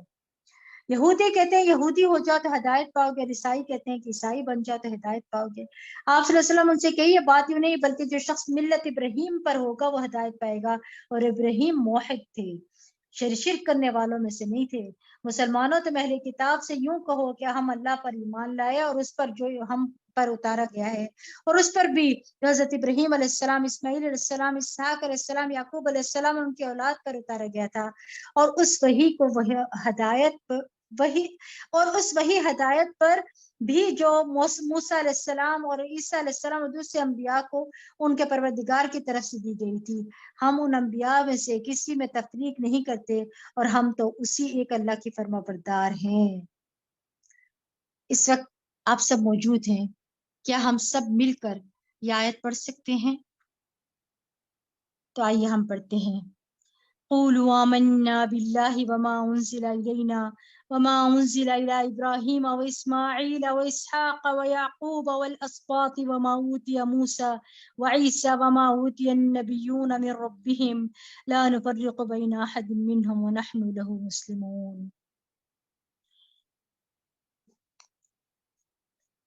فَإِنْ آمَنُوا بِمِثْلِ مَا آمَنْتُمْ، سو اگر یہ اہل کتاب ایسے ہی ایمان لائیں جیسے تم لائے ہو تو وہ بھی ہدایت پا لیں گے، اور اگر اس سے منہ پھیریں تو وہ ہر دھرمی پر اتر آئے ہیں، لہٰذا اللہ ان کے مقابلے میں آپ کو کافی ہے، اور وہ ہر ایک کی سنتا اور سب کچھ جانتا ہے۔ پھر اللہ کیا فرماتے ہیں؟ اللہ فرماتے ہیں صبغۃ اللہ ومن احسن من اللہ صبغہ وَنَحْنُ لَهُ عَابِدُونَ، نیز ان سے کہہ دو کہ ہم نے اللہ کا رنگ قبول کیا۔ اللہ کا رنگ کیا ہوتا ہے؟ اللہ کے رنگ سے مراد اللہ کی شریعت کو اپنے اوپر چڑھا لینا ہے۔ اللہ کا رنگ اللہ کا دین ہے، ٹھیک ہے؟ اللہ کا دین ہی اللہ کا رنگ ہے۔ اپنا جائزہ لیجئے، میں اپنی اولاد کے لیے کیا دعائیں مانگتی ہوں بھلا؟ کیا میں نے اپنے بچوں کی دینی تعلیم کی فکر کی ہے کبھی؟ کیا میں نے کبھی اپنے بچوں سے پوچھا میرے مرنے کے بعد کس کی عبادت کرو گی؟ تو پھر اللہ کا رنگ کیسے چڑھے گا؟ مومن کا رنگ اس کے عادات، اس کے معاملات، اس کی عبادات، لباس، گفتار، سب سے دین کا رنگ نظر آنا چاہیے، پھر صبغۃ اللہ ہوگا۔ پھر آپ صلی اللہ علیہ وسلم ان سے کہیے کیا تم لوگ ہم سے اللہ کے بارے میں جھگڑا کرتے ہو جبکہ وہی ہمارا بھی پروردگار ہے، اور تمہارا بھی، ہمارے اعمال ہمارے لیے ہیں اور تمہارے اعمال تمہارے لیے، اور ہم خالصتاً اسی کی بندگی کرتے ہیں۔ اے اہل کتاب، کیا تم لوگ یہ کہتے ہو کہ ابراہیم، اسماعیل، اسحاق، یعقوب اور ان کی اولاد سب یہودی اور عیسائی تھے؟ پہلے تم یہ بات زیادہ جانتے ہو یا اللہ تعالیٰ اور اس شخص سے بڑھ کر ظالم کون ہو سکتا ہے جس کے پاس اللہ کی طرف سے شہادت موجود ہو پھر وہ اسے چھپائے؟ اور جو کام تم کرتے ہو اللہ ان سے بے خبر نہیں ہے۔ تلک امۃ قد خلت لها ما کسبت ولکم ما کسبتم ولا تسألون عما كانوا يعملون۔ یہ ایک جماعت تھی جو گزر چکی، ان کی کمائی ان کے لیے ہے اور تمہاری تمہارے لیے، اور ان کے اعمال کے بارے میں تم سے باز پرس نہ ہوگی۔ یہ آیت دوبارہ اس پارے میں آئی ہے کہ انسان دوسرے کے عمل پر بھروسہ نہ کرے، یہ نہ کہہ کر مطمئن رہے کہ ہمارے ماں باپ بہت نیک تھے یا محمد صلی اللہ علیہ وسلم کی امت میں سے ہیں۔ ہر انسان کو وہ ملے گا جو اس نے کمایا ہے، کسی سے کسی اور دوسرے کے عمل کا سوال نہ ہوگا، کوئی انسان کسی دوسرے کا بوجھ نہیں اٹھائے گا۔ قیامت کے دن حسب نسب فائدہ نہیں دے گا، یاد رکھیے گا۔ وآخر دعوانا ان الحمد للہ رب العالمین، جزاکم اللہ خیرا کثیرا۔ میں امید کرتی ہوں انشاءاللہ آپ لوگوں نے آج بہت سے عمل کے پوائنٹ دیکھے ہوں گے۔ کل سے آپ سب اپنے ساتھ ایک ڈائری ضرور لائیں، اپنے ساتھ آپ کا پین ضرور ہو تاکہ اس میں کچھ نہ کچھ نوٹ کر لیں جو رمضان کے بعد بھی ہمارے کام آئے، اور روزانہ ہر پارے میں سے 3 عمل کے پوائنٹ ضرور نوٹ کر لیں۔ اور آپ دیکھیں کہ کوشش کر کے بھی ہم جو ہے خیر نہیں کما سکتے جب تک اللہ کی توفیق نہ ملے۔ آج کے اس پارے میں سے جو کچھ آپ نے سیکھا اس کو ضرور آپ نوٹ کریں۔ اللہ سبحانہ تعالیٰ آپ سب کا آنا اور جانا قبول فرمائے، رب العالمین بہترین اجر عطا فرمائے آپ سب کو، اور اللہ سے دعا ہے کہ اللہ تعالیٰ ہمیں استقامت عطا فرمائے، ہم اس کو مکمل کر سکیں قرآن پاک کو۔ آمین ثم آمین۔ سبحانک اللہم و بحمدک اشہد ان لا الہ الا انت استغفرک و اتوب الیک۔ السلام علیکم ورحمۃ اللہ وبرکاتہ۔